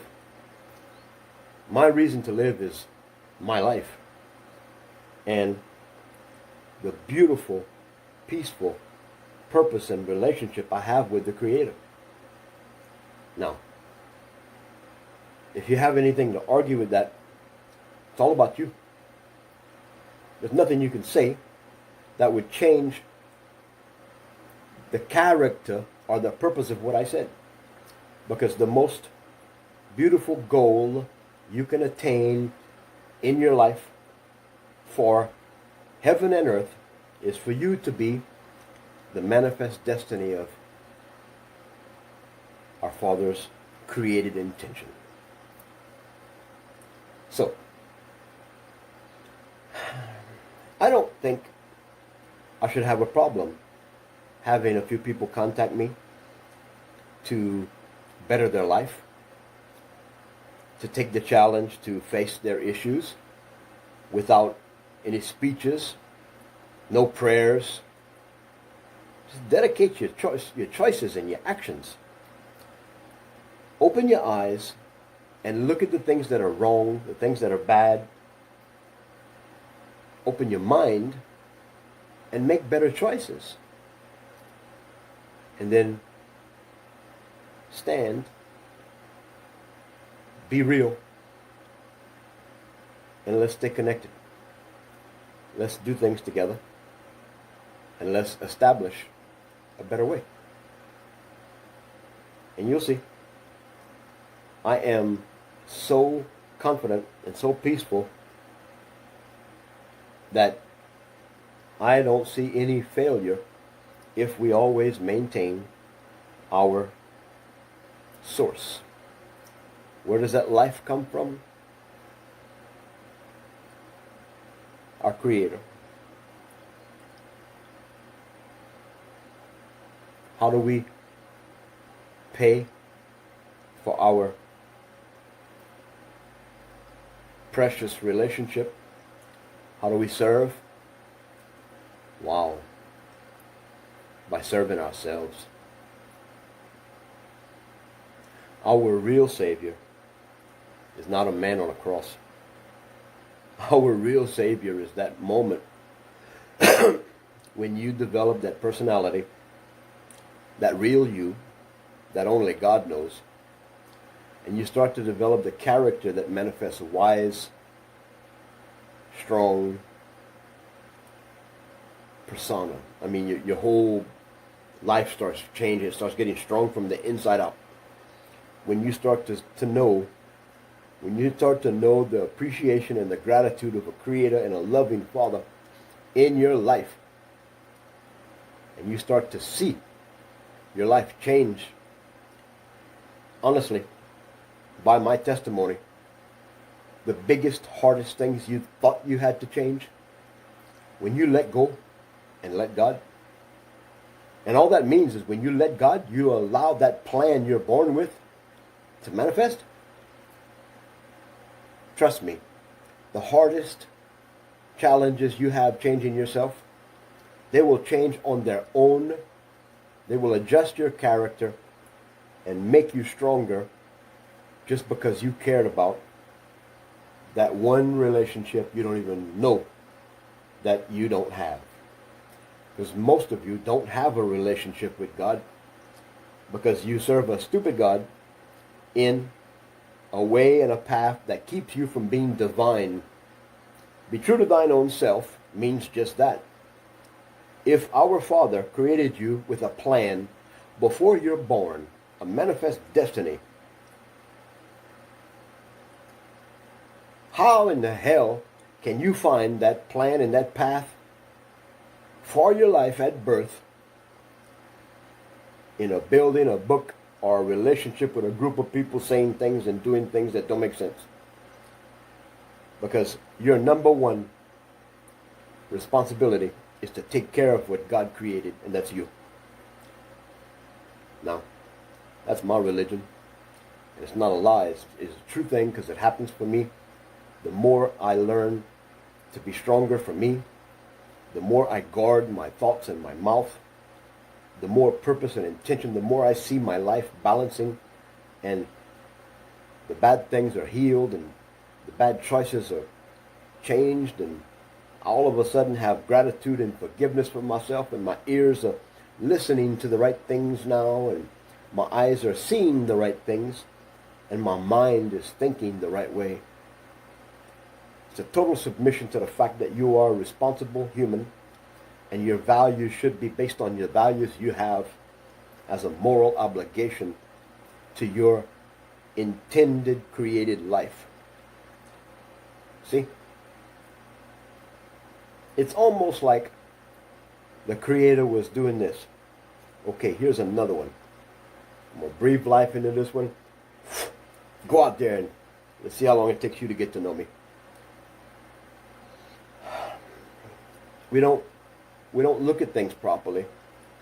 And for that reason, we never make choices to solve the problems of our life. It's so bad that the psychological institutions and the people who write the dictionaries and everything, the word insanity is this definition. People doing the same thing over and over again, making the same mistakes again and again, waiting for a different result. For some reason, we are overlooking the big problems in our life and the failures. We're not admitting that we're failing, and we're just living and compounding and making more bad choices based on never learning from our experience. You know, you Christians, and if you haven't figured out that I am more than a Christian, I'm a man that has a relationship with the Creator. And I don't waste my time doing things that fail. Most of you should see.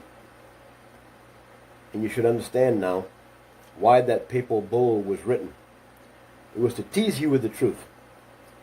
The statement that Christ said, in the last days, when you pull the scales from your eyes and you open your mind and you reason together, you'll do greater things than I did. Well, guess what? You are a creator. You are responsible to yourself. And you have an obligation to yourself to be you. To be a benevolent, loving, forgiving person. And when the systems and the beliefs and the fears and the life you live doesn't provide you with the basic tools to live on earth, you should know you're a failure and you should change. Because honestly, we all have love in us. We all have the ability to do good things. And we all have the same time passing by day by day. So, the definition of insanity is doing the same thing again and again and never learning from the mistake. That means making a choice. So, just that reality by itself should make you stop doing everything you're doing, and you should make choices based on you.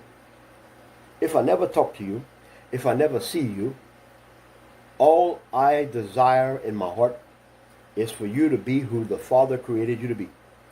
And I promise you, the Father did not create you to be a Catholic, Baptist, Muslim, Jehovah's Witness, Ignatius de Cristo.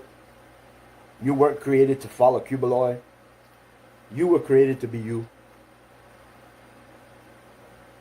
And the biggest goal and the biggest blessing you will have is that moment when you reason with yourself. And just so happens you got somebody that's talking to you, willing to stand with you, and provide opportunities for you to make a better life for yourself. So if that is not a miracle waiting to happen, I don't know what it is. I don't know. I know it's not me wasting my time talking, because I've just given you the basic instructions to live your life. Our Father did not create you crazy. Our Father did not create you to be a problem or a burden. Our Father created you to be, number one, loving, kind, and open-minded, and able to see the condition of yourself. Because if you have that basic life, I promise you, our Father will be right in the middle of that life, enjoying your manifestation. So, what do you want to do? You want to live another day? You want to be a part of a world that's going to suffer? And I promise you, the world will suffer. And it's suffering now, as you know. You've got the example of making bad choices. Look at your Malacanang. They say you can't blame the sin of the father on the son. Well, Ferdinand Marcos doesn't have sin. I'll just leave it at that.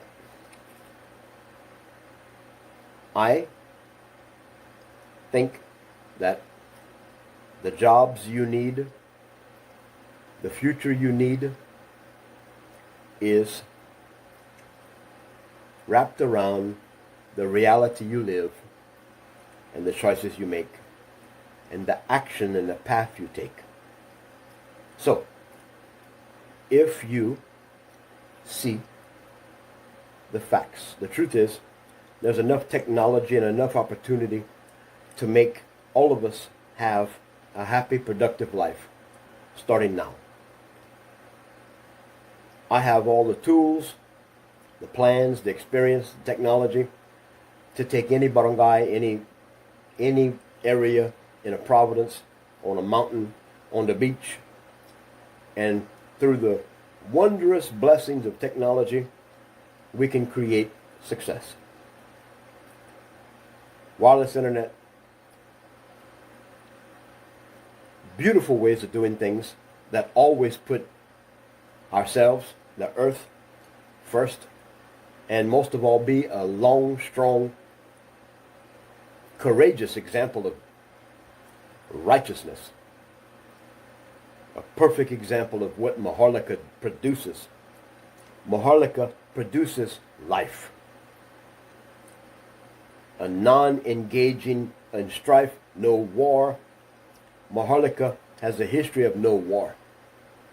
Maharlika has a history of being a covenant relationship with the Creator. Why do you think it took 1,000 years for the Spanish to indoctrinate you?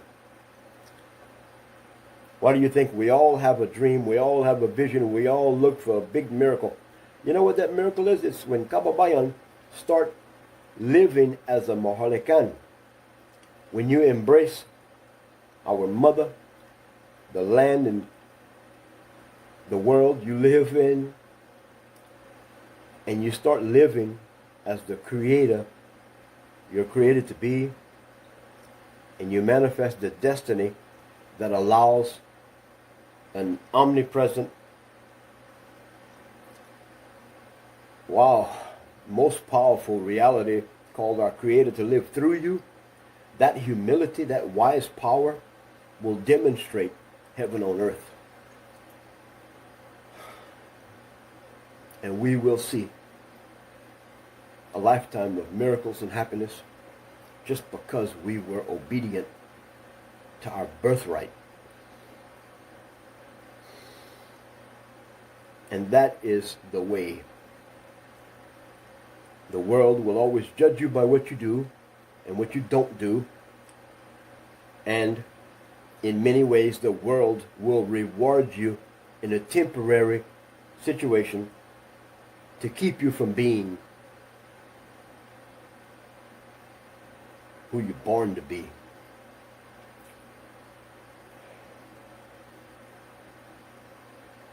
We can do anything that needs to be done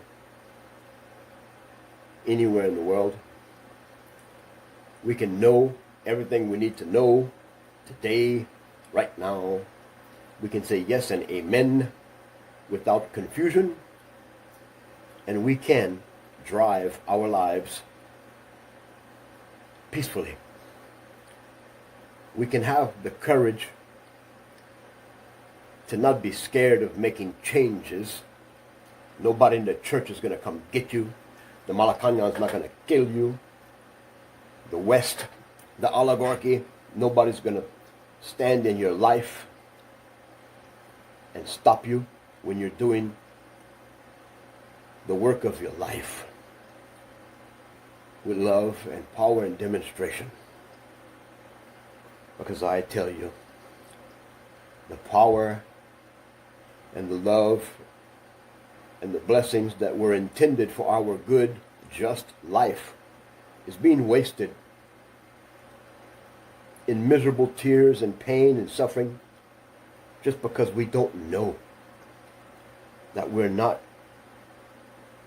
giving our first time, our first blessings to the relationship we should have from birth. You are a beautiful future. You are a hope, a choice, a change. You are the reason to live. And when you find a way to let go of all the pain and failure and foolishness and loud noise and just over and over and over again living the same problems, the same destiny is going to be beholding to you. A future of zero. A fear to die. And most of all, a lost relationship with the reason why we all live. Our Creator is amazing. I'm just starting to open my life more and more every day to the fact that the more I trust myself to be me, the more good things happen so that I can practice being me and be an example. It's not a challenge. It's a reward. It's a healing. It's an emotion. It's a love. It's a gratitude that has never been this abundantly on the scene of my life, in the moments of my choices and my happenings. I have never had these opportunities. I make this statement to you as a very humble person. Those of us that right now commit ourselves to focus on our main obligation, and that's yourself. Those of us that really see the importance of that act of consecration, that dedication, that way that does not cross the will of our Creator, but provides a navigation that is fruitful, not a complex journey where you're looking at the maps and the choices. No. letting go and allowing your life to be open so the Father can move in and really, honestly enjoy your life. That's the selfishness of our Father. Our Father is so greedy, so selfish, our Father loves you so much. That's the biggest mystery I have with the personality and the way God works. But I don't worry about it. I mean, for some, by the miracle of who the personality of the Creator is, all of our relationships are ready and waiting for that yes, that thank you, Father, that deep breath where you don't have the same person suffering in you, but you start to see and feel and trust the person our Father's waiting for. The relationship you will develop with your Creator is not a relationship where you have to suffer and cry and be guilty. It's a relationship where you will find yourself in a acceptance, in an open way to live and think and feel, that all of a sudden everything in your life changes.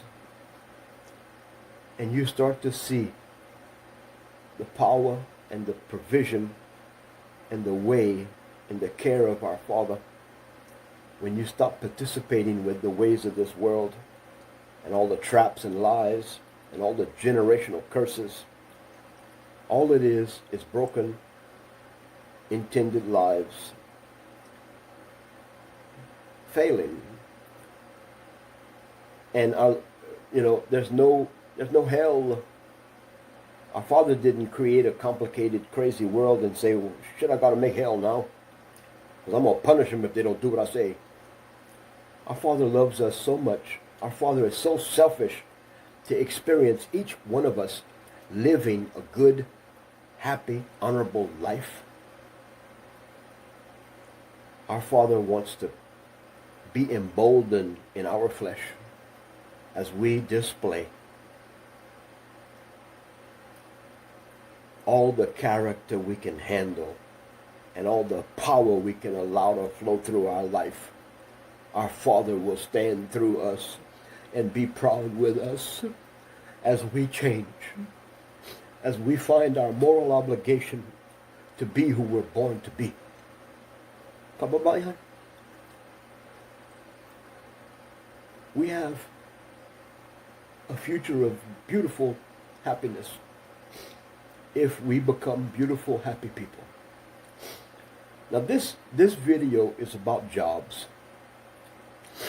This video is about a friendship, a relationship, and an opportunity. Will you be wise enough and patient enough and honorable enough to yourself and me and Tata Digong and Maholika, your children, reality? Will you be wise enough to make a choice that makes you a powerful person, a loving, kind person? You don't have to worry about the choices you make and the things you do when you're emboldened with the loving purpose of our Father. You were not created to be in a confusing, painful, lost world, a dying world. You were created to be immoral. No, immortal. See how the words, the identity, the definitions, everything's a trap if you don't have the right discernment. To be absent from the body is to be with the Creator, right? Well, We have seen the truth.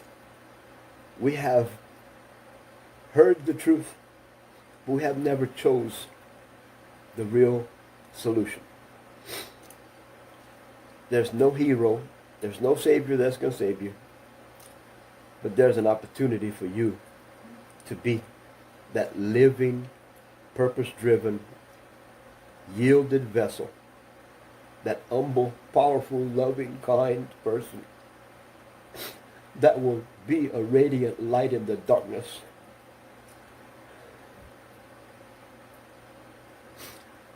Our children are being taken. Wars are being planned. Solutions are being ready for you, a lost world, to be forced to follow. Because you did not see the real purpose of your life. You did not see the real intention of your life. You were not created to be in pain and suffer. You were not created to inherit the problems of your forefathers, the past generation. You were created to live and not be the way you are.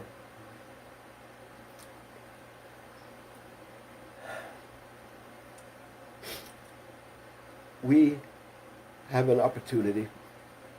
We have living examples. We know what the power of agreement does. President Duterte was elected because of millions of people seeing the vision and following a man that was strong enough and honorable enough and real. He wasn't fake. He did what he said. And he established a reality that the world witnessed. Marawi was destroyed because of that. Because he told the truth. When he went to see Putin, he had to hurry and come back. Not Mahuti. You know who the enemy is. When we see the real purpose of our life, and we honor the divine opportunity to be who we're created to be, it'll change. It changes one person at a time. 1, then 2, then 10, then 100, 1,000. We'll take flight with a life that will soar like an eagle. So, do yourself a favor. Open your mind, open your eyes. Take the opportunity while we can establish a resistance to failure and pain, while we can establish a firm foundation that makes us strong enough to say no, even to the Malacanang. Because the Malacanang has no right, the governments of this world have no right, the fake spiritualities of this world have no right or power in a divine creation. And that's a fact. Touch not the anointed. That really means you being who you're born to be. Everybody's anointed. But do we waste it? Do we pay attention to the real problem? The real situation? Do we have eyes to see and a mind to think? Can we actually have a reason to live together? To have the good intention to see a good world? Yeah. That's what's happening right now. You're witnessing an opportunity, a door open. You're being given an obligation to yourself, your creator, your choices, everything now. You're trapped. You have 2 doors in your life. You have a life of failure and foolishness that historically has proven to you by everything I've said that I'm right. You were created to have a relationship with the Creator. And just because you make a wise choice to put your life first, ethically, if your life is not strong, if you can't provide for yourself, you have no business helping others because you can't even help yourself. So how can heaven help you? So when we're heavenly minded and our minds and our hearts and our lives are focused on a ability to see the product of our life, then we can reason together. Our reason together, the power of our agreement should be to always say yes and amen to the fact that we are created for a purpose. That purpose is to live. That purpose is to always put our born life first. Because when our Father can live through you and manifest through you, our Father will have the reassurance. Our Father will have the real pride for you. The abundance will flow. The miracles will happen. The world will change. We will usher in heaven on earth again the right way, because we're the ones that lost it. You know, it's not Adam and Eve is a bullshit lie. When we partake of the tree of life, that is an example of you not preserving, maintaining your life of abundance and self-sufficiency. When you go away from the path of your intended life, you forget about the divine creator here, and you start to focus on the world, and you look at the abundance of the world, and you look at the temporary insanity of the world, and you trade your good common sense and your good common moral ability to be divine. You trade that for a filthy, stinky life of lies and false promises and stupidity. That's eating of the tree of life. You have to do things that make you accountable to yourself, because if you're always balanced properly, you will always have the abundance, and the way will be made for you. The protection, the love, the reality will always be bombastically real. But if you're stuck, lost in your reality without having your business correct with the purpose for your life, generically, all of us have the same reason to live. And that first reason is peace within. The ability to know that good always comes for those who are good, not those who wait. You don't wait for nothing.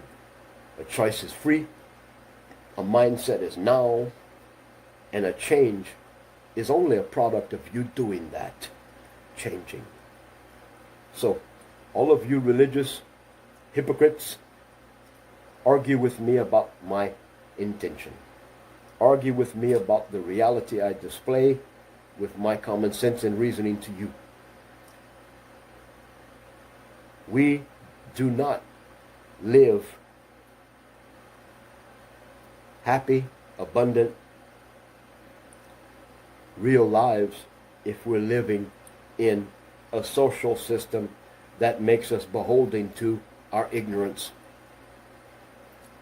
Your local governments, your national governments, regional governments, categorically, hands down, repetitiously produce results based on the false promises they give you and the fact that they align their pockets and their banks and their backyard with a global drive to make you a slave, and they'll blame you for it because honestly it's your fault.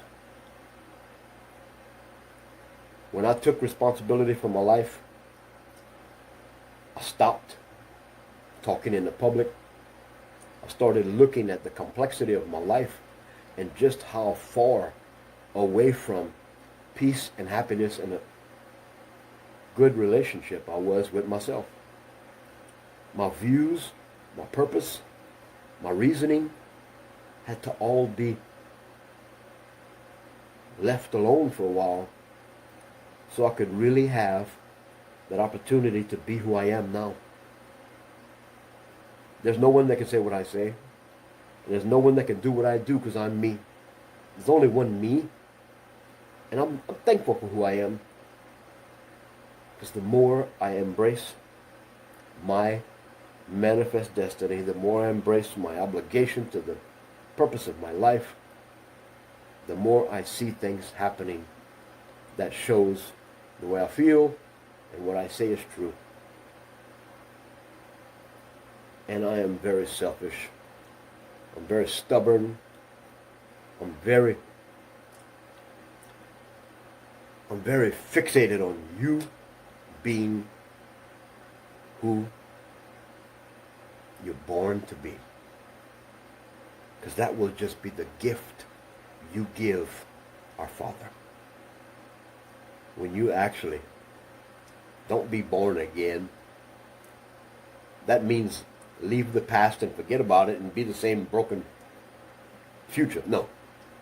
When you take the life you live now and you start being accountable based on what I've said, it makes you that person you're born to be.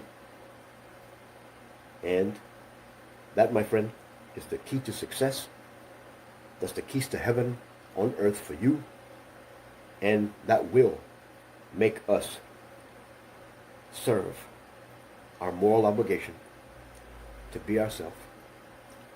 And when anyone would argue and fight with you, if you have to fight with them and force them to see your reality, all you will do is say, I'm obeying the laws, I'm producing, I'm not a burden to society, I'm not trying to change you, but I'm telling you, if you got the law and politicians pointing a finger at you, judging you, because what they say you're not doing, but the truth is, your life is over and above what their standard of you is, guess what?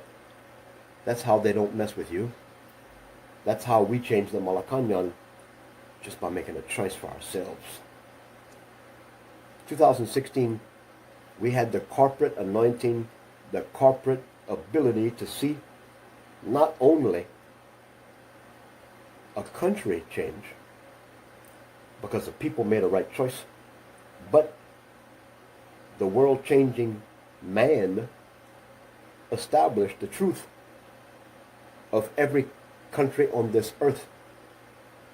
Every country on this earth, every person on this earth suffers because of bad choices and lack of understanding. When we all start being accountable, for who we are, and we're not a burden to society, and we all have the corporate anointing to be wise, we will be a driving force that will, from the bottom up, make everyone accountable. Instead of the top down coming and pressing us down and making us subject to a world government. You know that story, huh? That's where we are right now. So that's your reason. That's your real happiness. That's your real guidance for yourself. Get your life right with you. And pay attention to the Creator within you. And respect the divinity you can live by doing it. It's a perfection that manifests when you make the right choice. It's not a practice. You don't practice anything, you do it. You don't hope for anything blessed. You become the blessed because you do the honorable, courageous, wise, forgiving, loving manifestation of yourself. That's it. We've got jobs. We've got a worldwide company. And you definitely have someone right here that's always going to be like this. I'm never going to be a crazy man trying to make you do something like Cubaloy or something stupid, I'm going to always focus on you. I'm going to focus on myself. And the product of what we do together can become the driving force that brings this world back to love and peace. And it's safe, it's accountable, and no one can fight it.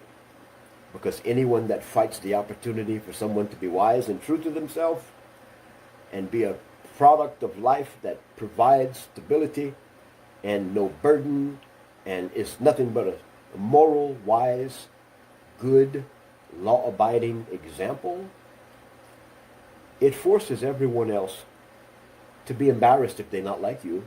It makes them jealous in a healthy, good way. It causes them to choose the right things. And we start to show our animal instinct like monkeys. And we just start following each other. What a wonderful way to be an example, huh?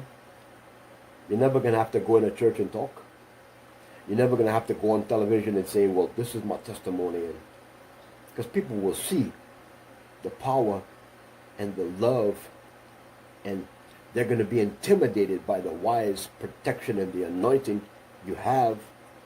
No one will approach you and damn you. People will stop their confused, broken, painful lives, and they will see a living example of heaven on earth called you. Why do you think I have your attention right now? Because I chose to humble myself and make my first fruit of my life be not suffering from the wages of my own sin. I'm turning my moral obligation into a celebrated, self-sustaining personality of gratitude. So, that's my second live. And yes, if you contact me, I will respond. I'll plug you into a system that will take you and guide you. It's not going to cost you anything but your attention and your time and your dedication. We can change your life, but I ain't going to change you. I'm not going to help you either if you're a broken, crazy person. If you're living like me, if you put yourself first, if you have enough value in yourself to change, I'll celebrate your life by standing with you when you make your success. Any opportunity requires you. There's no magical casino win. There's no lottery of you making a good choice. But there is a good, honest return for a good, honest effort. So, when you embark and make the choice and get signed up, you will, at whatever your experience is, be a human. You'll be a person that has taken a step in the right direction, because anyone that has the excitement in the eyes of, like a child looking at the Christmas presents, big eyes of excitement. If you can anticipate good things for yourself, I can sure see them happen with you. And I can sure have the strength and the courage and the rejuvenated life and power to be a stronger, better, more effective person as a leader. Because all I'm going to do is lead you to the same place I lead myself every day. Right back to the view of myself. What am I doing for me? What am I doing to make myself a better person? Do I have that good, loving, kind balance in my life? Am I healing? Am I better today than I was yesterday? It's all about me. See, I'm just proving what I say. I'm actually allowing the loving Creator living in my life to express through me. And it's a beautiful thing. So, the title of this live was Jobs. It's your first job to be you, and my first job to be me. And if we come together, when we come together, we'll be us. And we will be people who see the real purpose of why we're created. I think that's wonderful. So, thank you for being here. Thank you for taking the time. I thank you for sharing, but I'll have more appreciation and more blessing here when you choose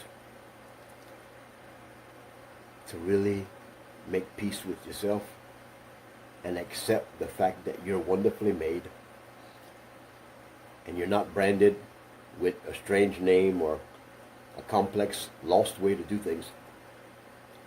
You're magically, wonderfully able to see the big change when you stop complicating it, you stop blocking it from happening. See, it's all choices. So I'm excited. I have a lot of gratitude. I thank you for the opportunity to talk to you, and most of all, I'm really thankful for those who contact me and get signed up. You'll see the link. It'll be all complete today. This is a commitment I'm making today. The link, everything to be part of this is going to be up and ready today. We'll be able to get started, and in short order, it won't take time at all. You can be self-sufficient and happy, and you'll be an example, and you won't have to do what I'm doing. You won't have to challenge people to make the choice, because I promise you, when your life is an example, people will follow. You might not know it the moment they start following you and they start making better choices for themselves, but I promise you, there'll be people in your life in the future that'll come to you and say, you remember when you started doing things different? And, well, I've been watching you, and I want to let you know, thank you for being who you are. People will tell you how much they care and how much they thank you for doing and being an example. Because people really learn by seeing a good example. Because it's really proof that good things in a good way can be if we just do what we do the right way. Okay? Click the links. Thank you for watching. Share, and I'll see you next time. Love you. Bye. Hey there, everyone. Welcome back to our channel. Today, we're going to talk about actionable marketplace solutions and how they can help us become more accountable and productive in our daily lives. You see, by producing results and focusing on bottom-up accountability, our membership can truly shine as a vibrant example of what's possible. On the other hand, top-down corrective measures have often exposed the weaknesses of humanity, but that's all about to change. The Internet of Things is a wake-up call for all of us, urging us to be the change that others will see. This change will drive the greatest production of humanity, and the world is more than ready for it. So, let's work smarter and embrace this change together. Thank you so much for tuning in. And if you enjoyed this video, please don't forget to hit that like button, subscribe to our channel, and share it with your friends. Until next time, stay productive and accountable.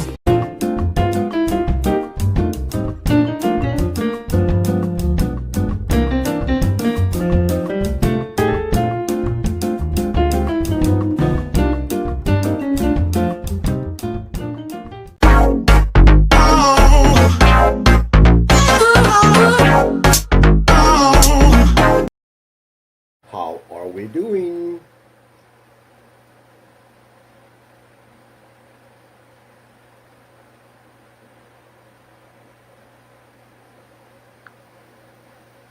Y'all doing okay?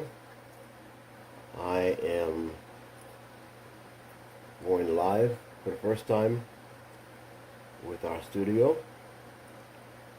and I believe we're going to be live in many destinations all over, doing something different. We're going to be vibrant. We're going to bring good vibes and tell the truth and help people and grow, because we have to be accountable. We have to account for our lives and what we do and what we don't do. So just bear with me while I check our destinations. We're broadcasting through many different outlets right now. I know we're on Twitter, we're on Facebook, 2 locations, and our website online. We're going to be a little spontaneous. We're going to be doing some things to get people employed, get some jobs going. We're going to help some businesses, and start promoting. We're all over. We're going to start promoting real interaction with change. We have to be vibrant. We have to change the way we do things, the way we think. You know, you remember 2016 for the election for President Duterte. Kababayan, what did we do? We did everything we could. We fought, we laughed, we cried. We saw things happen that we never thought could happen. And right now, there's a big difference. Huh? And what I can see from my time with most of you in 2016, you know, we went from coming together, Team Pagabago, coming together with solidarity, honor, unity. We saw President Duterte elected, and we saw everything he said come true.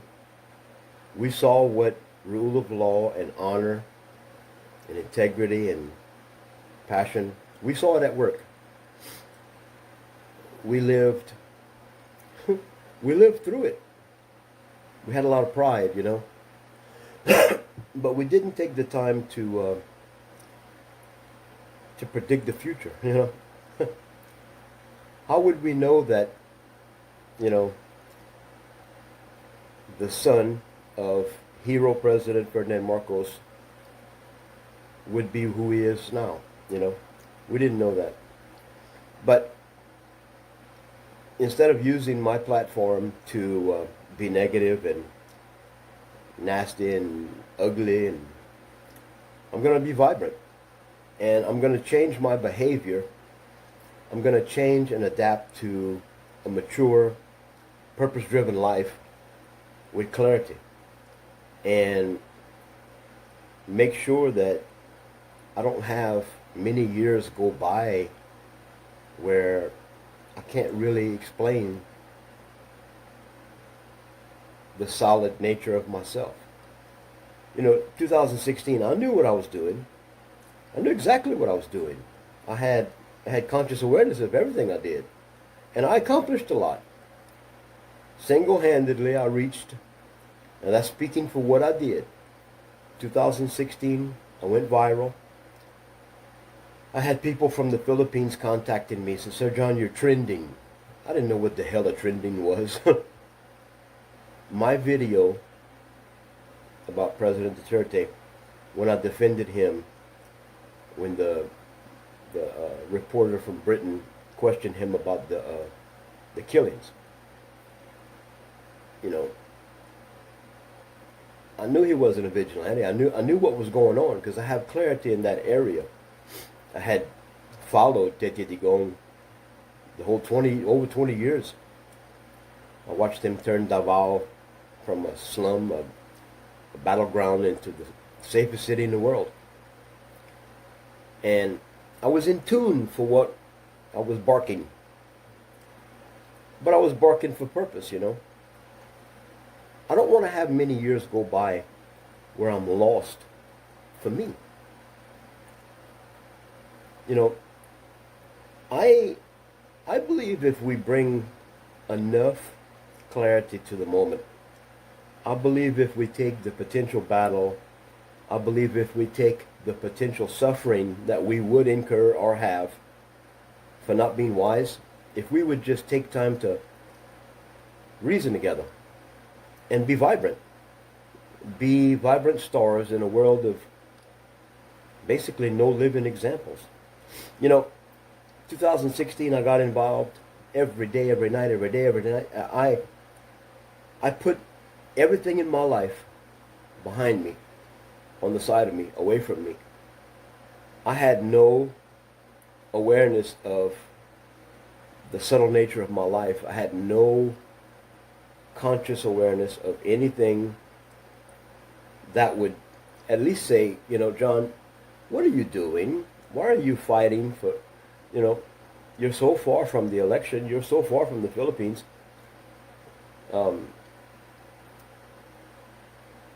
I didn't take time to stop my madness, and yes, it was madness. The outcome was wonderful, but did it do anything? No. It didn't do anything for you.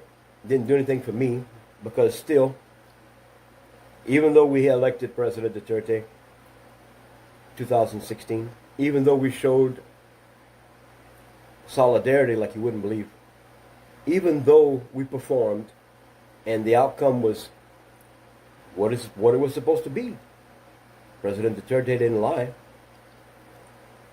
We didn't foresee the fact that we would be a broken people. We didn't see the fact that even what I'm talking about now, having years go by where you lose yourself and you don't even know who you are. You don't even know. I didn't know the basic facts about my life that would say, John, you're 52 years old. Soon you're going to be 60. I hit 60 years old June the 4th recently. And it was a big shock. A shock in one way, like, oh, it's not so bad. And then another way, it was like, what have you done? Or what haven't you done? You know, we did perform. We did see President Duterte elected. We did see honor and truth empirically shine around the world and establish itself. But we lost ourselves along the way. President Duterte didn't lose himself. No, he's feeble and old now. He looks like somebody just left him, you know. Yeah, people still show him respect. People still cry and say, you know, he's the best and only best president, whatever. But nobody sees his personal pain. Nobody sees his grief, his disgust. Nobody sees the battle scars of his life like I do, because I have the same. You know, President Duterte, what I respect about him the most is the fact that he never disrespected you. Hey there, everyone. Welcome back to our channel. Today, we're going to talk about actionable marketplace solutions and how they can help us become more accountable and productive in our daily lives. You see, by producing results and focusing on bottom-up accountability, our membership can truly shine as a vibrant example of what's possible. On the other hand, top-down corrective measures have often exposed the weaknesses of humanity, but that's all about to change. The Internet of Things is a wake-up call for all of us, urging us to be the change that others will see. This change will drive the greatest production of humanity, and the world is more than ready for it. So, let's work smarter and embrace this change together. Thank you so much for tuning in. And if you enjoyed this video, please don't forget to hit that like button, subscribe to our channel, and share it with your friends. Until next time, stay productive and accountable. He never disrespected you. President Duterte basically did his job, and within the constraints of his lack of support, let me clarify what I mean. He had millions come together and make sure that he was elected. But yeah, you did something, you voted. And that's a big thing. But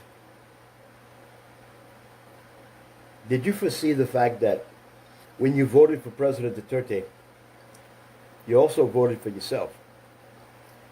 You voted to change and mature and grow and be more accountable. Because you're the boss. You see, President Duterte didn't curse you people. I did. I cursed every day, my God. Because I saw people not doing. People were talking and they weren't doing. They weren't doing anything. I had people contacting me and saying, Sir John, I'm too scared. I can't do anything. I believe you. Nobody took the act of electing President Duterte to heart. That was a chance for you to grow and be more mature and level your life on a higher playing field. President Duterte was accused of being a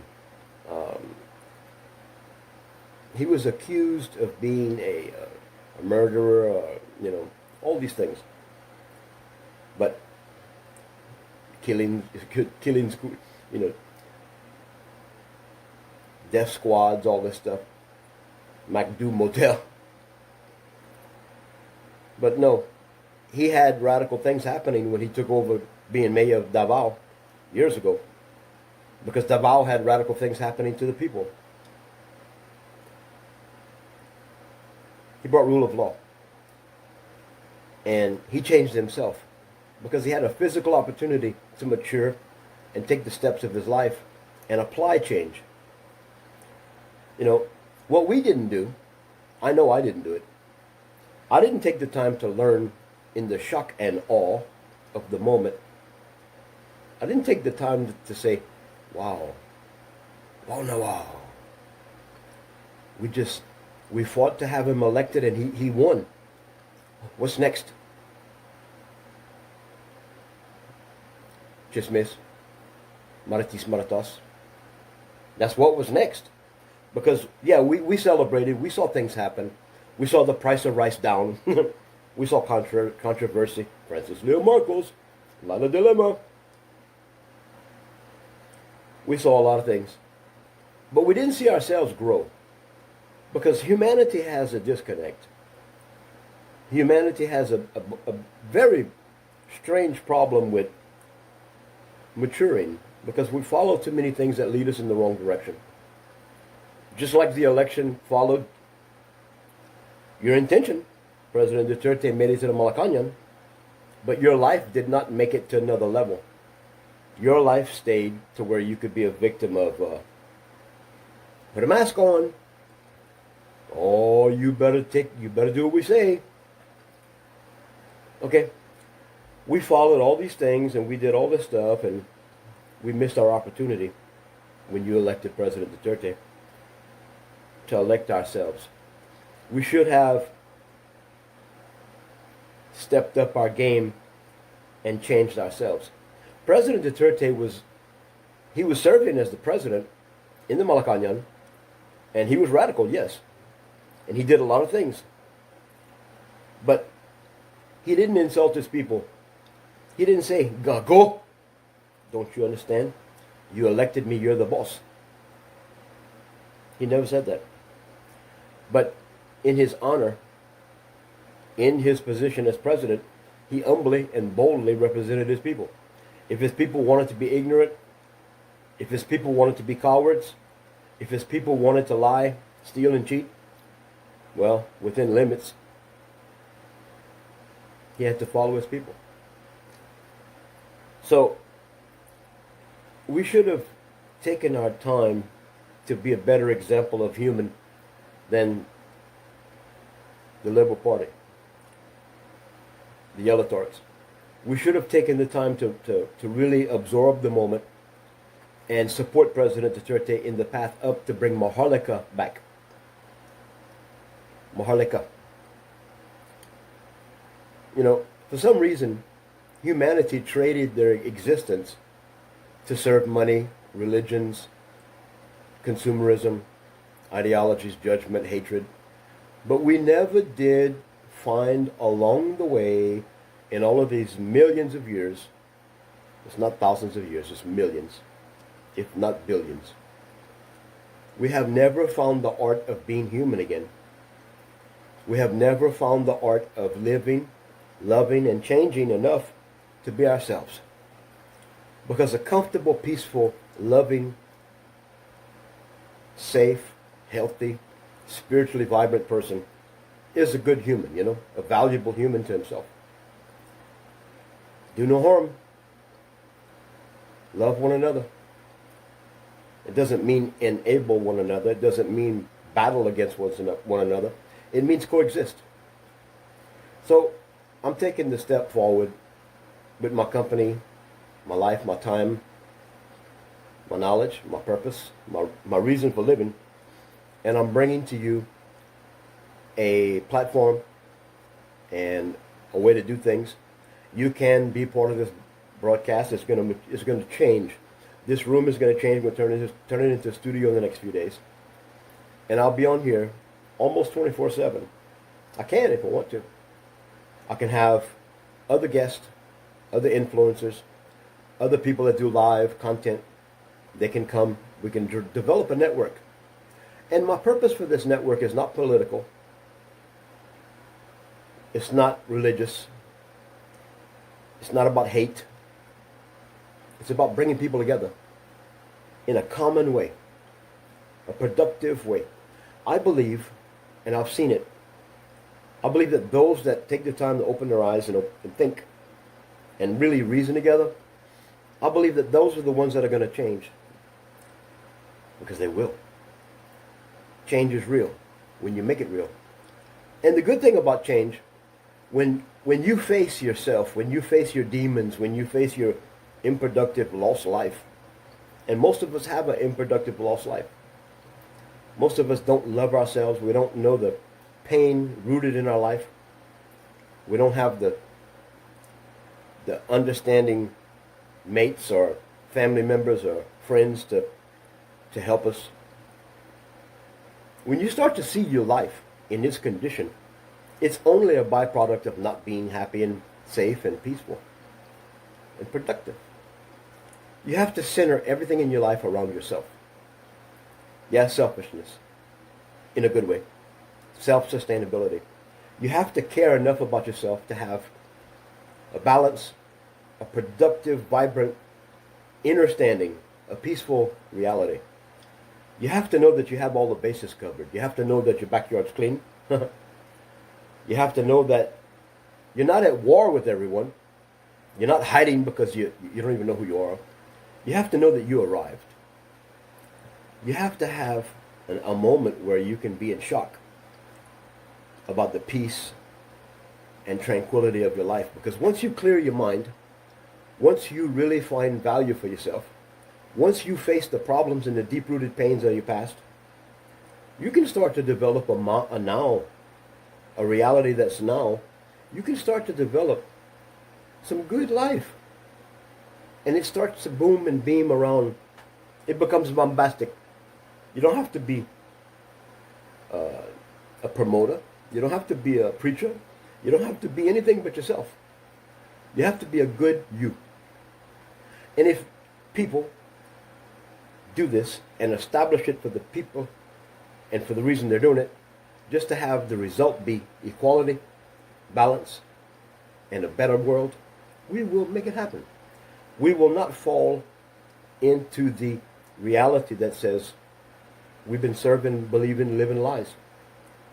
We can start changing and being real. So, social-fi, social-fi, it means social fidelity. Yes, we are a technology company. Yes, I am a technology person. And you'll know a lot about that. I'm going to help people around the world. We're going to establish new ways of doing things. We're going to basically bridge the gap between consumerism and a dying world. We're going to bring back self-sustainability. We're going to bring back the fact that we don't have to have something new to fix and heal something that's old. We're going to see a reality that is like a dream. Because humans are great. People are wonderful. Even your enemy has good things to offer. So, Phi is fidelity. Okay? We're in the SIM card business. We do a lot of things. But historically, we've been a people company.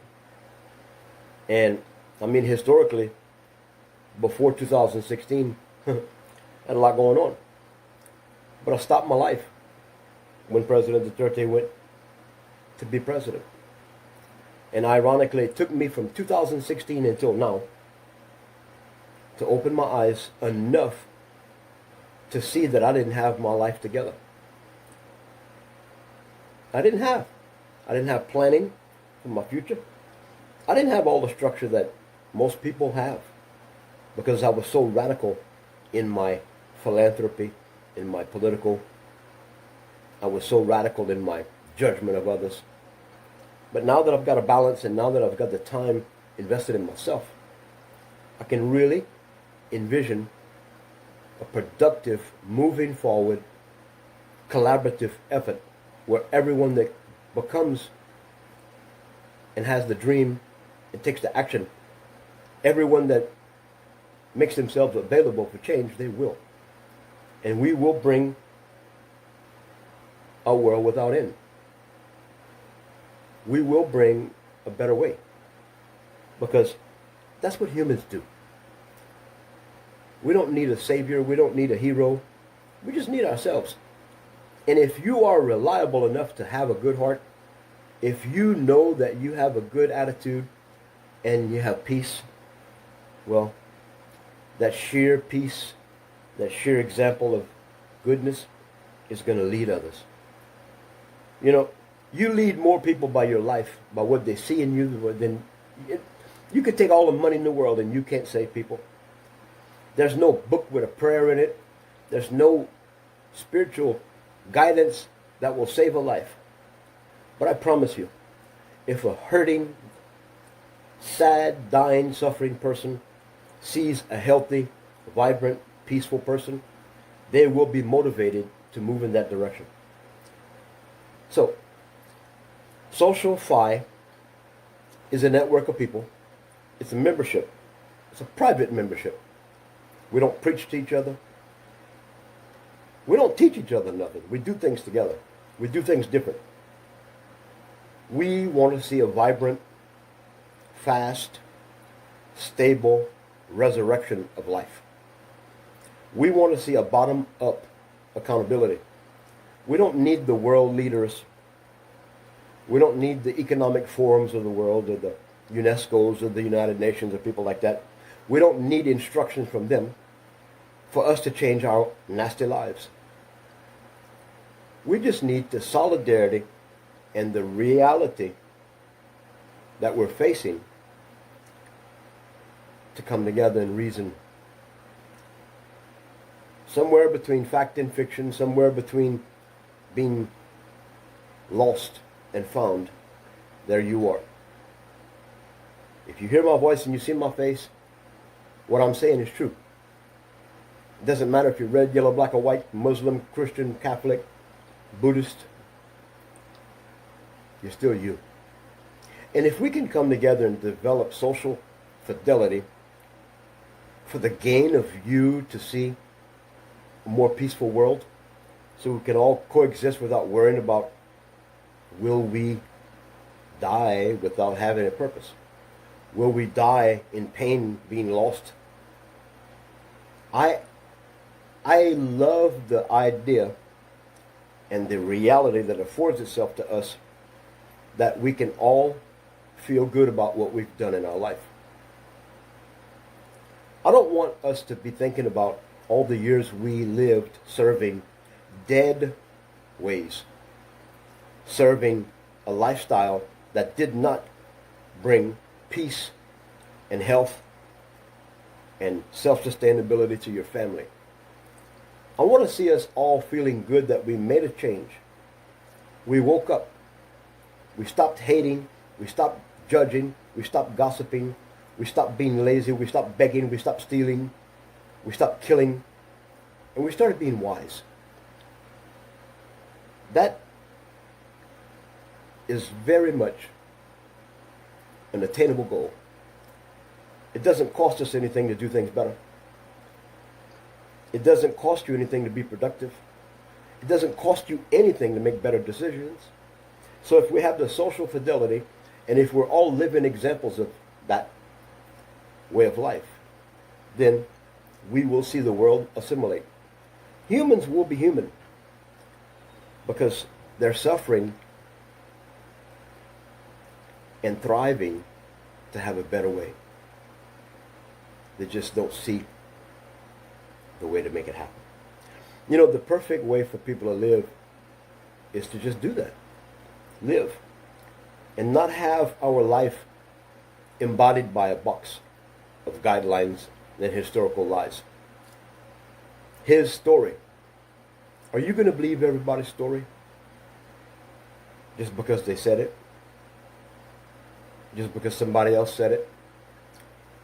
It took almost 1,000 years for Spain to indoctrinate the Philippines.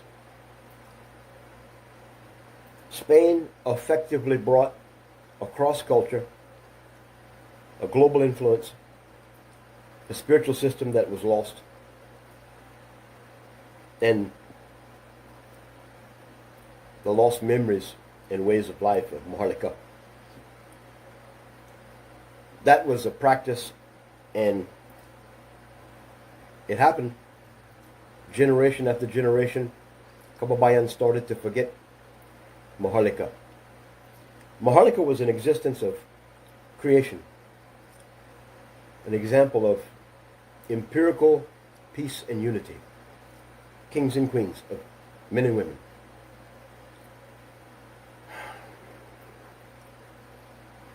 You know, maybe along the way I can tell more stories about this. I think it would be a good thing. But I don't want to start investing time in that type of stuff until we start having results. I want to see these times spent helping people become more productive. I want to see my time, the energy, the information, not be so damn instructional, but be an example. When you people start seeing a better way, you're going to follow that path naturally. And it'll be a rewarding path. It'll be a healing path. It's not about the money. It's not about the God. It's not about the reason. It's about you. It's about you. You just have to be really honest with yourself. Do we want to see people like President Duterte just, or do we want to see happy, vibrant, healthy, well-structured foundation people? You know, President Duterte he's feeble, he's weak, because he's lived since 2016. President Duterte jumped into 20 years of aging quickly because of the stress of his nation. All of your insecurity, all of your instability, all of your chismis, all of your maritis maratas, all of your negative, painful lives was on him. And he's still living. It's called stress. You know, we can bring health, we can bring a better day for President Duterte, because that stress can leave if President Duterte sees the shadow of his memory establish the reality he established by being an iron fist, an action person, a rule of law man. If we can take morality and common sense and make it our rules of our law, if we can look at ourselves and just make a change. If you can vibrate instead of what? Vibrance is a reality. It's like the sun shining. If you can be vibrant, I know you can heal, start making action. I know you can stop having excuses. You see, it's making me think. And I'm the one here saying this. I'm the one having the idea and the action to bring it together. It's making me look at the intricate parts of this reality we face. If we can bring more production and more peace and more accountability in our lives naturally by us doing it for ourselves, now you see the value of me saying this is about you. You're the most important person in your life. You are. And if you're not strong, and if you do not have a high level of reality in your life and awareness, you're not going to be able to help the weak in your life. You're not going to be able to help your children, your brothers and sisters, your family, because you'll be weak like them. So let's take a chance today, and let's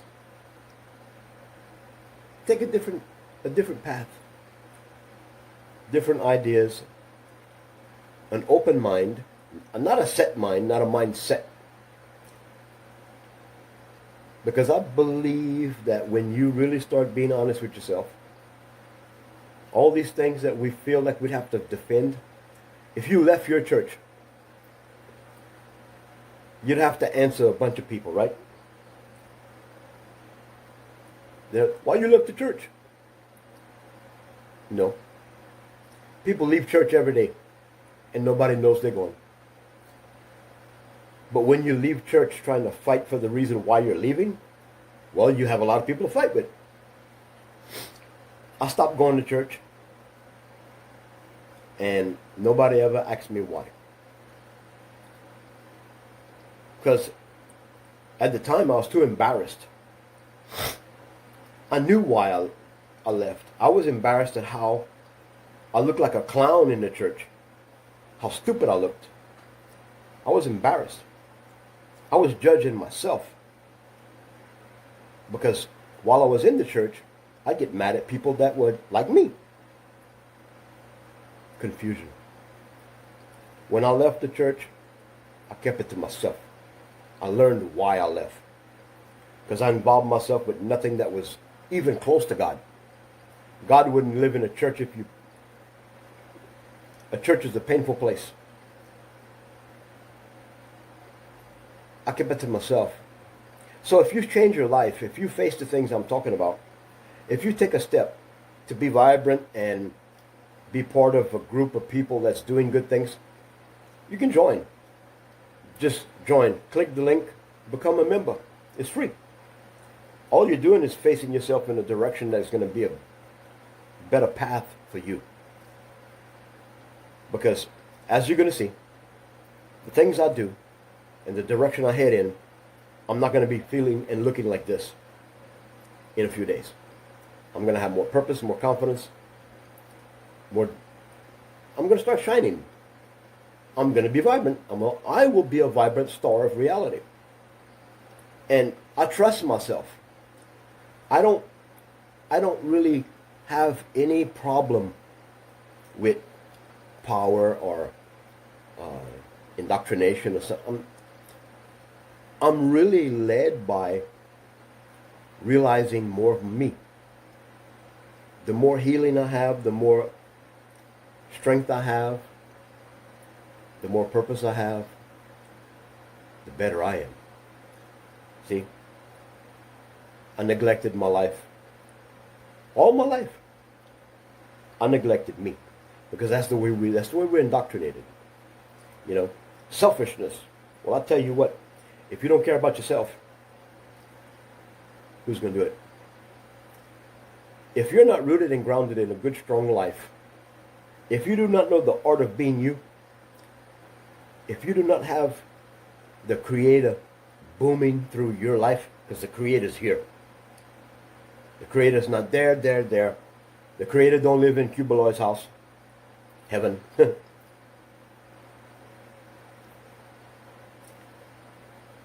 The Creator's in your heart,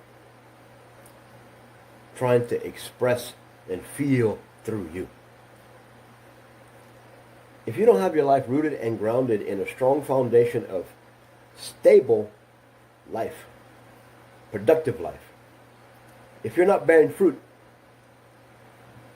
you're going to be hurting others. You will be a drag on society. Alms, por favor. But when you take and you value yourself enough not to be a burden on yourself or others, that makes a difference. So, when you see me slowly manifest a bigger, stronger, more effective, more fervent, vibrant person, you'll be doing it too. See, each one reach one, each one teach one. You people wondered what was all this indoctrination and all this enslavement and judgment and hatred. What was its purpose? If there was any goal by any group of conspirators that would choose to mislead society millions of years ago, you know what they would do? They would stop all of us from being ourselves. They would stop us from living in peace. They would stop us from being self-sustainable. They would stop us from having the knowledge of who we are. And they would definitely indoctrinate us to judge others because of our problems. You see, we've all been socially engineered to be someone else. Instead of embracing who we're born to be, instead of having our destiny manifest itself in real, we just jump right out of nature. We jump right out of the arms and the passion of a loving Creator. We leave our own heart. We leave our own mind, our own good sense, our own reality. And we jump in a pen with some Lucian, a piggery of life. And we settle for that. We wait for someone to throw the slop, the old food. We settle for what we got, and we're thankful just to have another day. That's basically what humanity is. And a bunch of different variations thereof. Humanity should be an equal opportunity for everyone. Humanity should be a happy, prosperous, vibrant experience for everyone. Humanity should have good memories and good vibes. And the only reason it doesn't is because we don't. So see why I'm doing this? I want you to be vibrant. I want us to have enough social fidelity. Fidelity means clarity. I want us to have enough real life to see life change. Bottom-up accountability. Instead of the governments of the world and the leaders of the world bringing down laws and control on us because we've been ignorant, we bring the change to ourselves. We bring the laws to ourselves. We bring all of that to what we're created to do, and that's live. Live, love each other, and make more. So your joy can be full. Be in the world and not of it. Well, I live in a world where they have trees and cars and houses, but I'm not a tree, a car, or a house. What does that doctrine warn you of? That doctrine, be in the world and not of it, that doctrine warns you of being worldly. The products of this world, the shiny bling bling things of this world, they're not the reason why you're living. You are the world. Above and below, in and out, you are the most supreme example of benevolence and godly example. We're all fashioned in the image of a creator. So we better start creating the essence of a creator. I believe that's what we need to do. Not through a book, not through a prayer, not through an indoctrination, through a radical change of ourselves. And hey, if you want to go and pray to a rock or talk to a man somewhere that you don't see, that's up to you. But leave your ideas at your house. Get in the world and start living. Because we haven't been doing it. We stopped living long ago. So I'm just using this span of time that we all know each other from, 2016 until now. What have we done? The product of our life is lapdog status for the Philippines. How many missing children?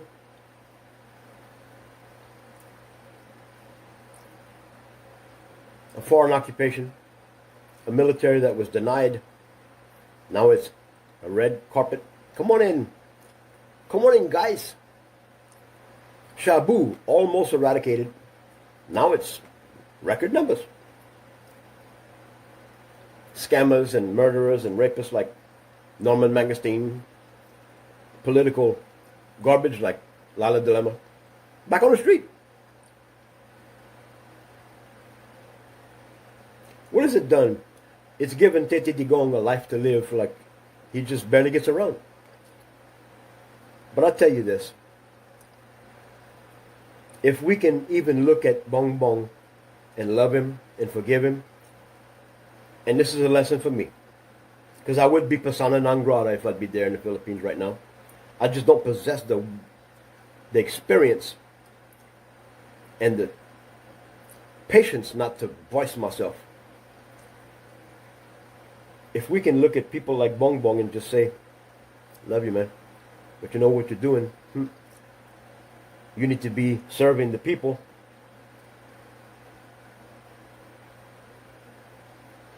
The only thing we're seeing right now, we're seeing the extremes. The people that we saw rise to popularity on the popularity of President Duterte, the people we saw, influencers live in media, they're now against President Duterte, they're against me, and they're supporting the religion and the person, the persona of Bong Bong. You see how it's different? Bong Bong is a very talented musician. He's an orator. He speaks well. He even cooks good. But he's an expat.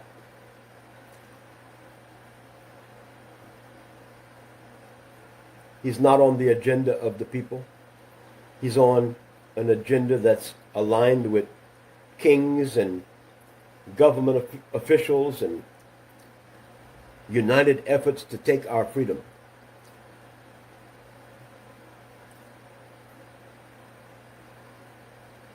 We need to be able to be an example that would even touch his heart, because he's still got his father's blood in him. And I don't believe that Bong Bong is maliciously planning like a devil to do what he's doing. I believe he's just being himself.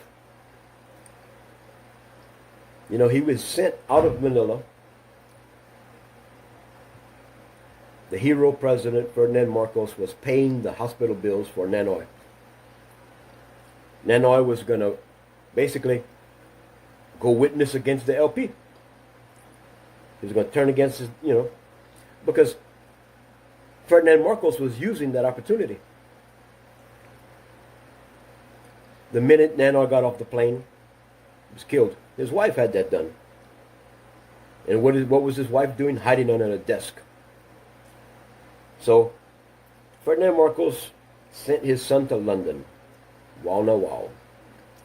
He went from being a Filipino to a Beatle. Yeah, yeah, yeah, yeah. So now he doesn't have the common sense to really have a Filipino pride that would say, "Ay nako buhay." I'm not following the needs and the pains of my people. I'm not following the solidarity of a nation that should be perpetuating rule of law and independence like we had seen when Tata Digong was in office. He could take what he's doing every day and involve it with becoming his people. And even if what I'm saying, if I could touch Bong Bong and make him see, okay, make him see that his life he's living is not perpetuating the furtherance of the lives of his people. If I could make that touch his heart, if he could just have a reality that would be creative. It doesn't take a rocket scientist to change. I did it, but it took me a lifetime. I'm still changing every day.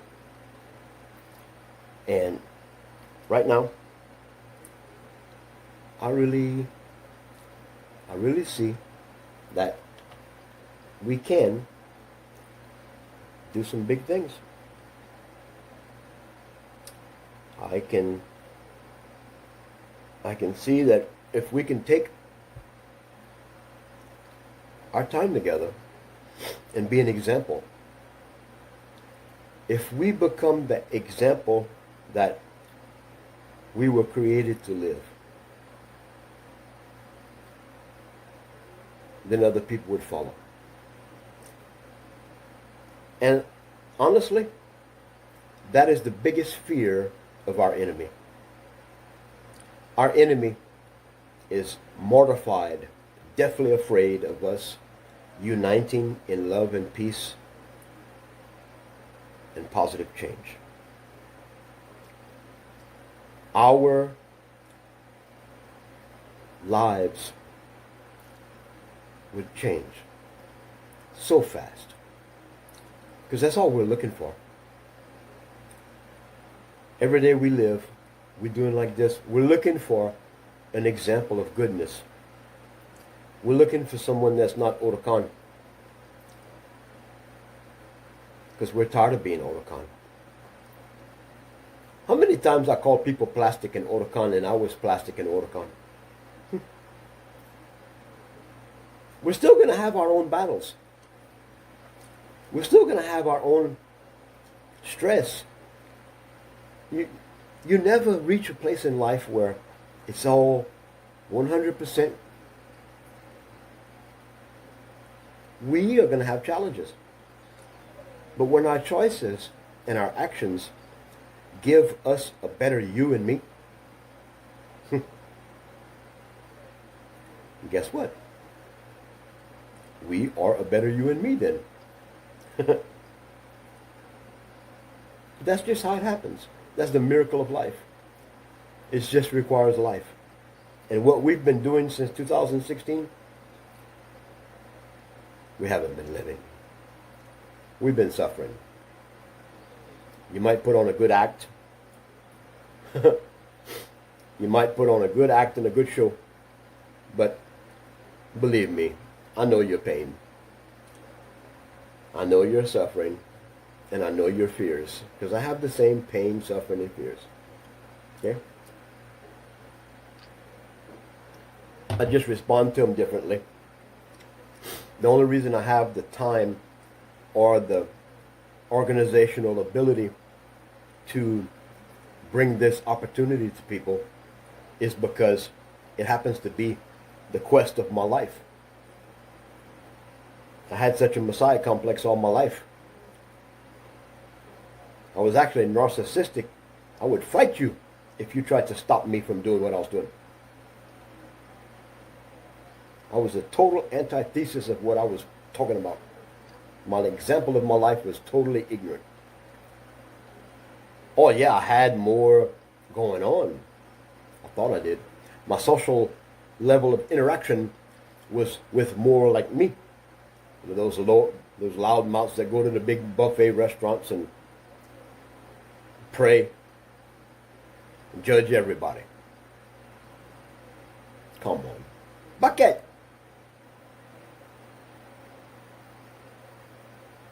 Tulu ka na. Go to sleep. You better go to sleep. Don't think you're going to go out there and look like you justified. Don't think you're going to go out there and assimilate yourself with other people in a group and represent something. All you represent is that image. When I was beating a drum and singing and preaching and talking and judging, that's all I was doing. It had a season in my life that passed away. And guess what? Now, I earnestly, honestly, emphatically believe that I have more of a chance to do and see and say real. Because I'm real. I'm all I have. All I have is me and what I'm doing. But I promise you, when I invest more of me and what I'm doing on me and what I'm doing, the return is astronomical. The economy of a spiritual, positive, vibrant life is not based on monetary values of this world. Gold and paper, and it's based on sustainability. How can your peaceful, arrived, happy life survive on money and riches and possessions in real? You see what all the money, riches, and possessions have done on that standard of life? Consumerism. When we value stuff, when we value suffering more than we value peace and harmony and balance, wow, the byproduct is a dying world. The byproduct is humans don't know what to do. Because the paths and the ways we live have led to nothing. Every church, every organization in this world is useless if the people in this world are not the people they were born to be. And I have never seen anyone ever in the annals of history, in the recorded, akashic, or written down, I have never seen a born example of anything other than human. Because the basic operating system of a human is life. Human, moral, peaceful, vibrant, happy life.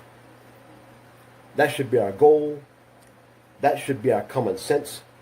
Because the dividend we receive from that established life we invest ourselves into is more of ourself. And all of a sudden we have the extra and all of a sudden you become a contributor in society, and it doesn't hurt you. When you value yourself, when you have human value, moral value, when you love yourself, when you forgive yourself, and when you equip yourself with the ability to not make the same decisions to be a broken, useless human, when you take the excuses and the repetitive life of ignorance, when you take that and just change the direction, change the choices, when you start to see clearly, see when you take the scales from your eyes and you open your mind, and we reason together. What? Who wrote that book? The people who wanted you not to live that book. It wasn't God. God had no influence on that book. But I promise you this. Every emboldened effort to indoctrinate you and mislead you was for the sole purpose of perpetuating your broken life.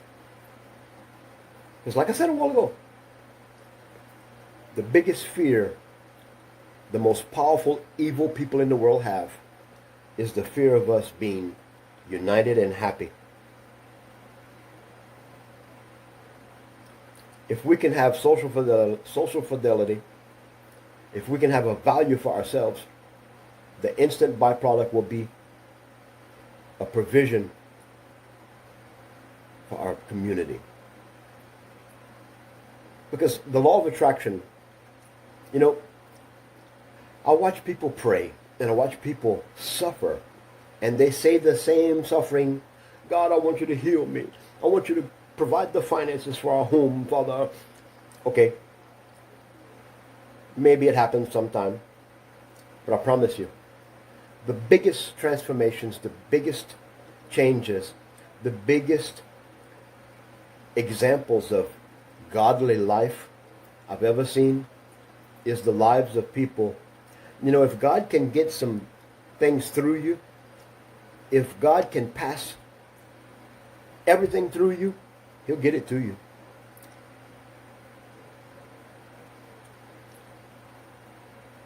We're going to see, if we do this, and I know we will, we're going to see the world change.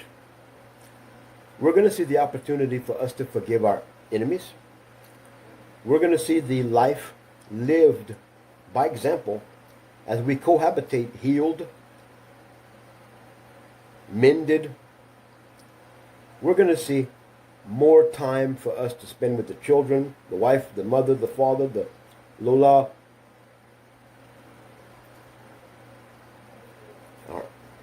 Our lives will change because we'll invest ourselves in ourselves.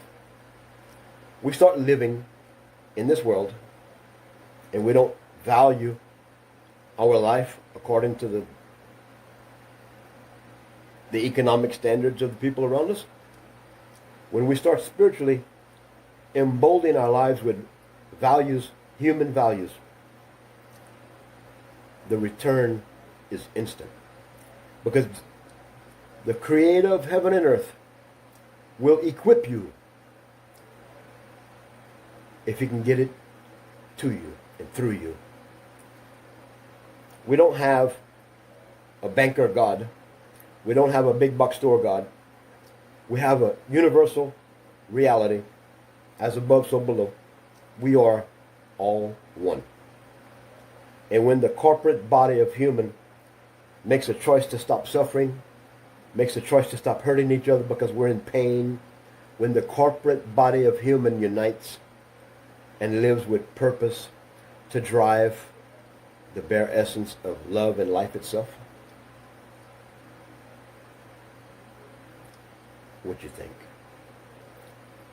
Even our enemies will walk by us and help us when they see with real eyes, and they think and they process thoughts that say, I'm doing the wrong thing. I'm hurting myself. When we realize that our life was never served in the past, when we start to serve the essence of our life with the byproducts of choices that give us an immediate dividend, just because I made a choice to be myself and stop participating in all the foolishness I saw, it gave me time with myself. And I can't begin to tell you what I have now in my life. I don't have a lot of people I'm around every day. I don't have a big room of people that say, "Hey, John," when I walk in. But I do have some very unique caring, reality-based people in my life. And you know what? We're starting to see the path to go, the choices to make. We're starting to see the big picture. And I'll tell you this. If you want to place yourself in a strategic place in life, you get around people that are going up. The stairway to heaven is like this. But you know what? It's an optical illusion, because heaven is actually here. It's not here. It's not through some stairs. God don't live in the clouds. God don't have a long beard. God don't judge you. God gave you a life where you can judge yourself.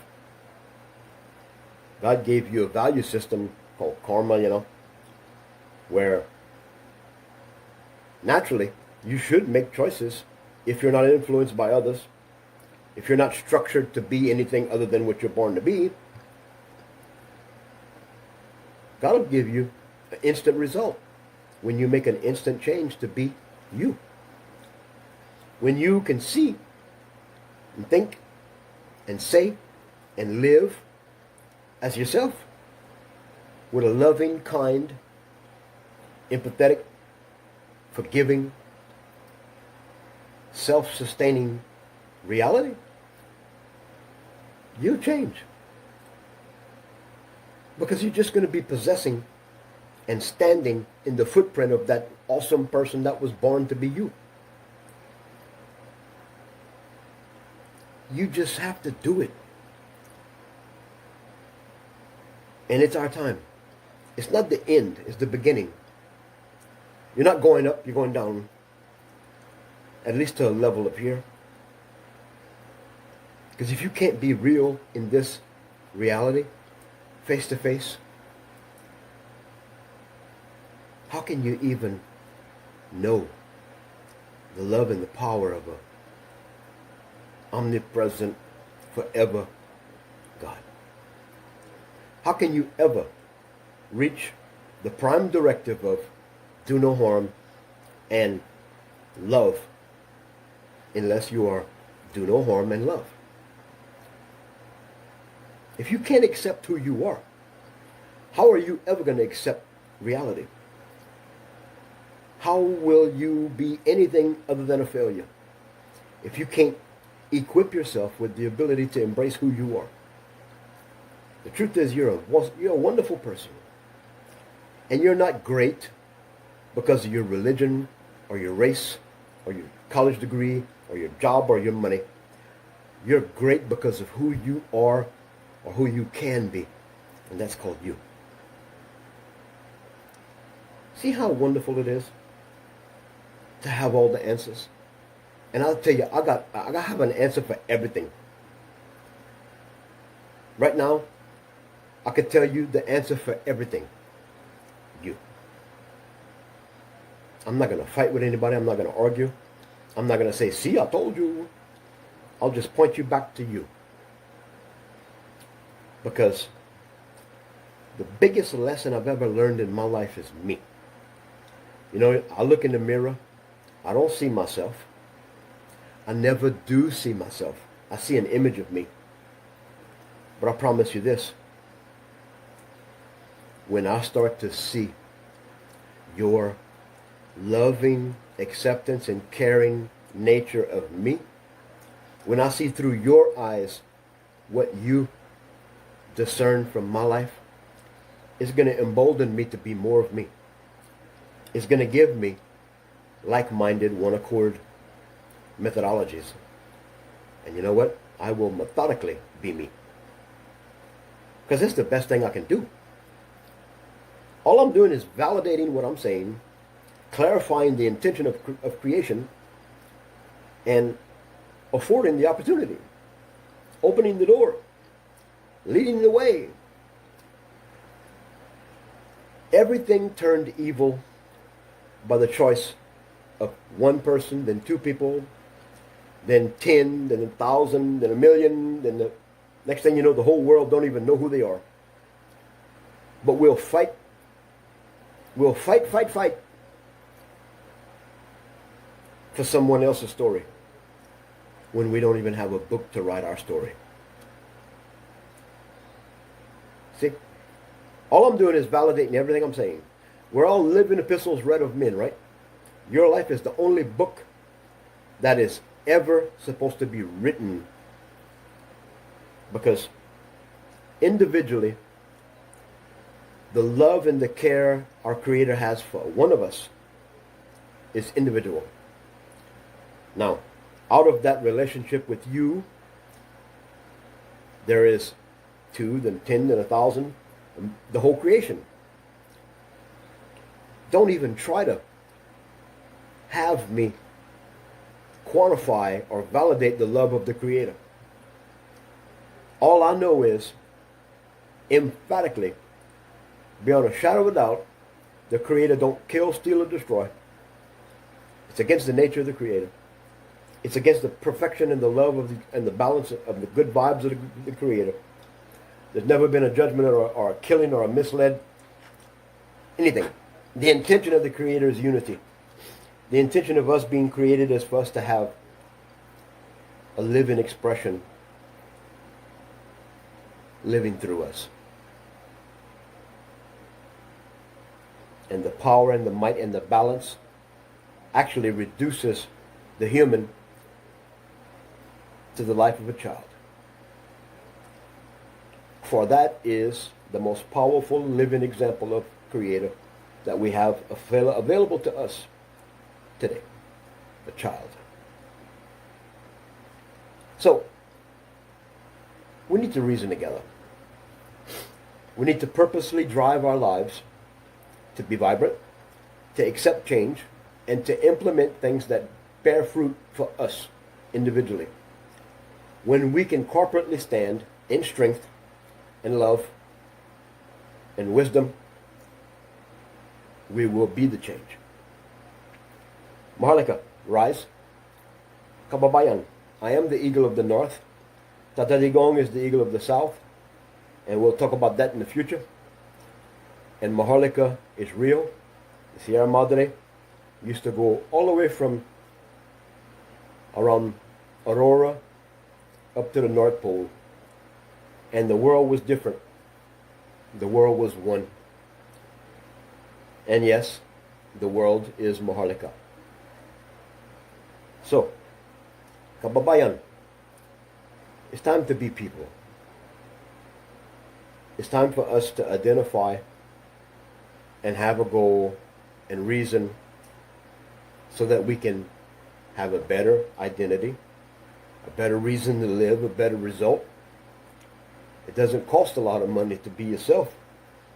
It's just the choices bear fruit. The law of attraction works for you. I believe that the choices made by our forefathers can be reversed when we learn to stop reliving them. A cursed generation is nothing but generation after generation participating with eating of the tree of life. You know what that is? It's not an apple. A woman didn't do that. When we eat from the tree of life, all it is we're eating our habitat, we're eating our moral guidance, we're consuming our independence and our vibrance, and we're choosing a life of suffering.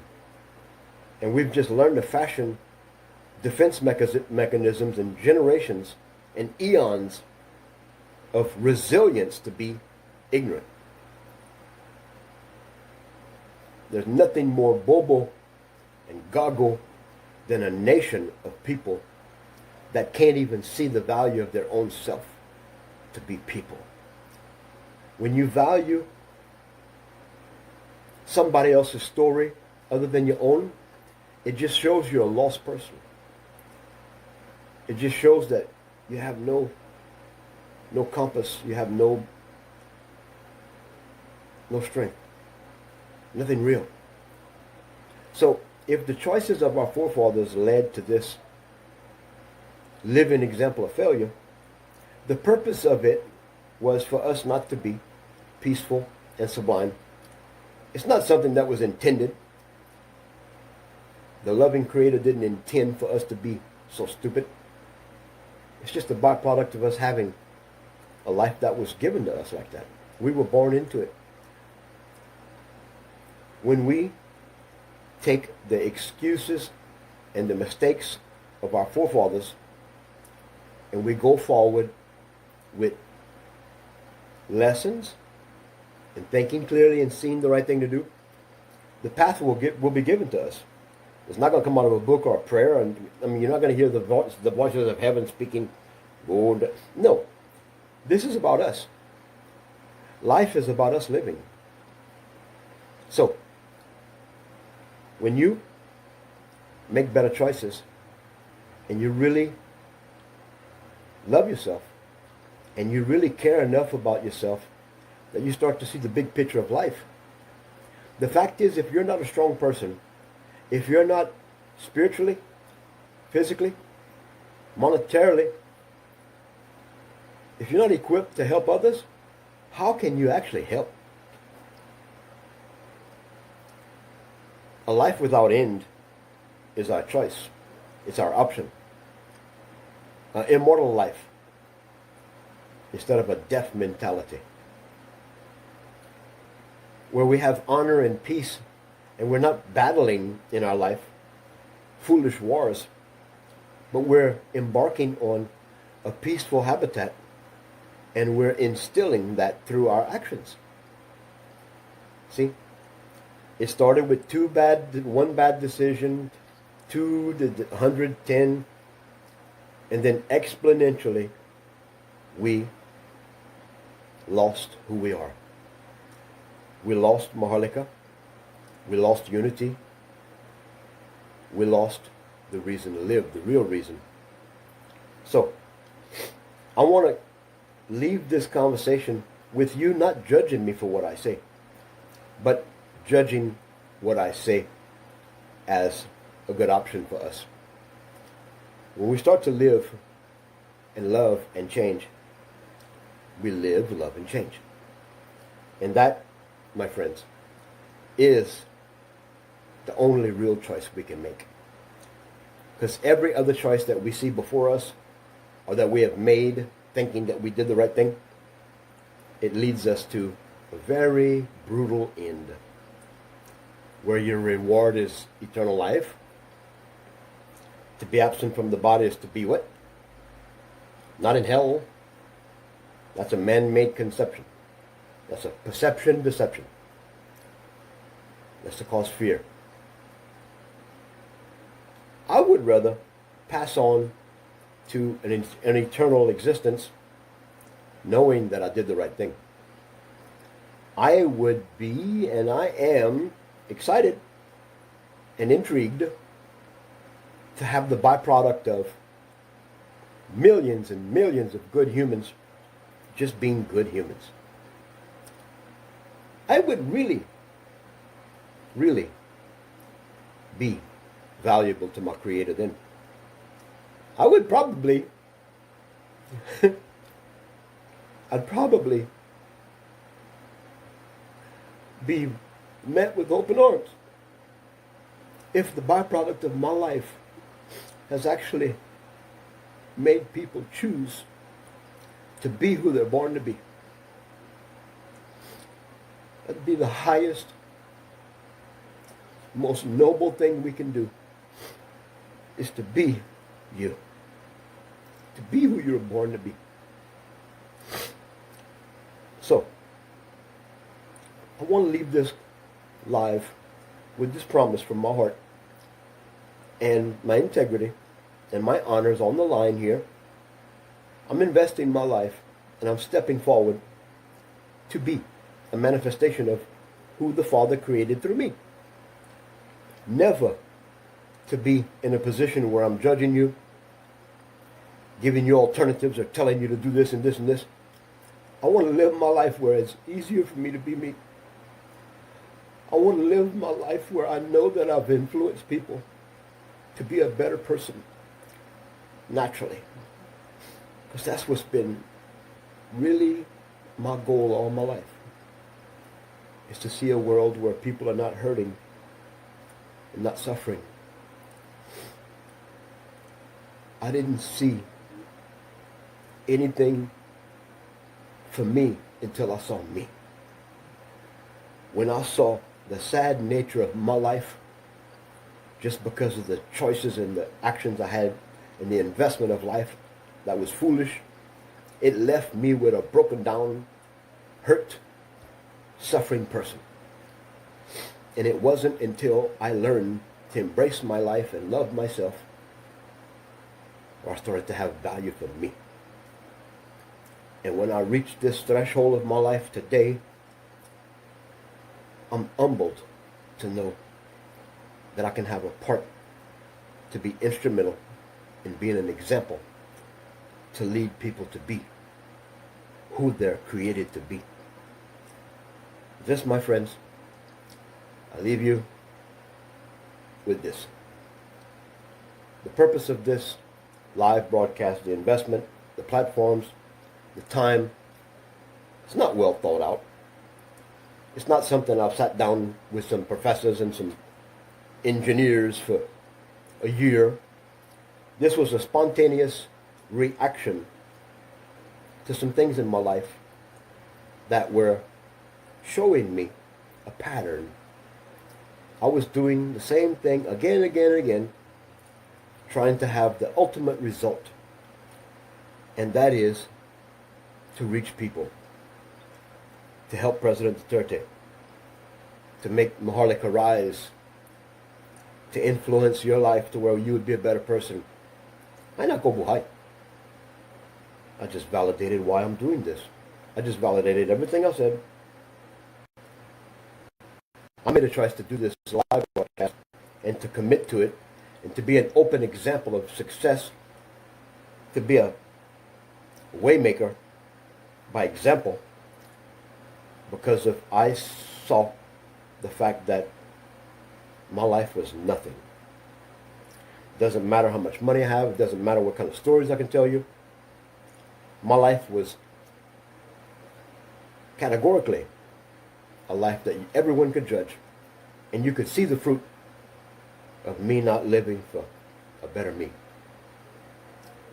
And, honestly, all the things I fought for, all the things I did, they didn't mean anything. Because I wasn't living that example that I was fighting and trying to teach and trying to guide. Now I'm starting to live that example. So, this platform is going to be a network, a 24/7. We can have people come in and do, I can have anybody come talk with me. We're going to have other shows on this. But I promise you, they will be based on example. Good examples that perpetuate tranquility and self-sustainability and peace and open-minded resolution. What is that resolution, my friend? It is not in the choices or the constitution of a human to be justified as a human based on religion, creed, nationality, or identity. It is the only challenge to you, a prime directive from the Creator for you to be you. Because that's all the Creator wants from you, is the ability to express and live and love through you. And if you fight and argue with that, you're a sick individual.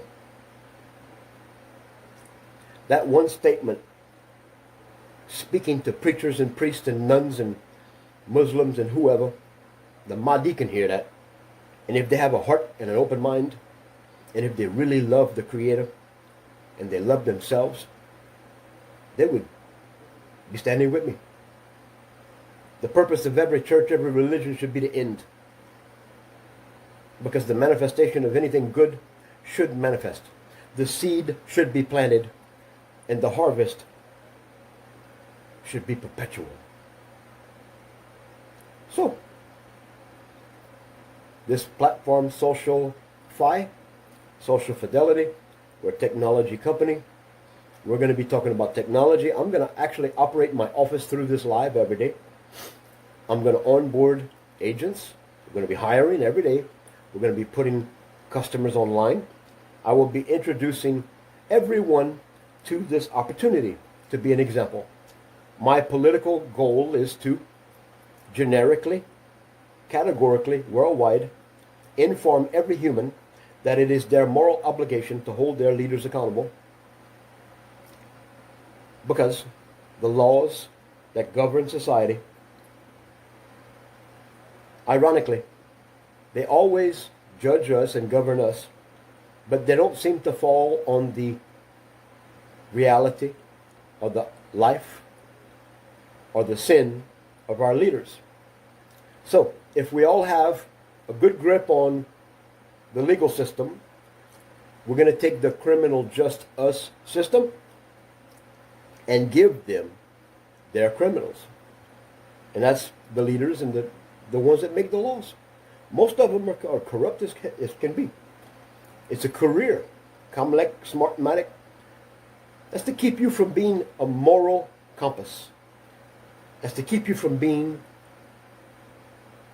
a human that governs life through the power and the living vibrance of a creator living through you. See? So we're going to bring change. I'm going to inform people a simple way. I don't have to get a book. I don't have to say the reason I do this is because I serve for... No, I'm being myself. I want to be the best example of human, the most accountable. If the strongest person on earth came to point fingers and judge me, I want that person to be honored to stand before me. I don't care how rich or how poor you are. The way you conduct your life is the way I judge you. It's the way I see your success or your failure. It's because that's the way I started changing. I started judging myself. I started making better choices. So this platform will be to inform, to be an example, and to celebrate, and to be a living example. Because that's the only way we're going to change. So it's been over an hour. I'm going to let you guys go. I have things to do. I have to organize this and be a little bit more presentable. I don't want to be a network like ABS-CBN. I want to be me. And I think you do too. And when we can be ourselves without arguing about politics or religion, we can just start living. When the product of our life becomes the self-sustainability and the direction and the strength of our family and our community. See where I'm headed? Somebody's got to do it. Okay? Let's start living. Let's have a better way of doing things by doing it together. That's the only way we can be accountable. And it's an easy thing to do when you have others doing it with you. Bye for now.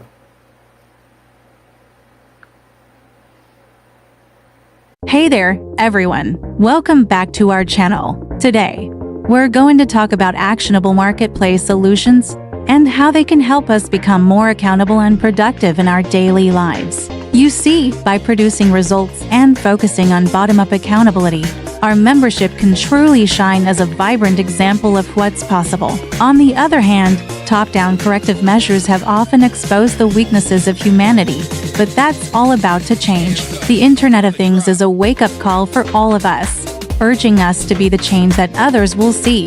This change will drive the greatest production of humanity, and the world is more than ready for it. So, let's work smarter and embrace this change together. Thank you so much for tuning in. And if you enjoyed this video, please don't forget to hit that like button, subscribe to our channel, and share it with your friends. Until next time, stay productive and accountable.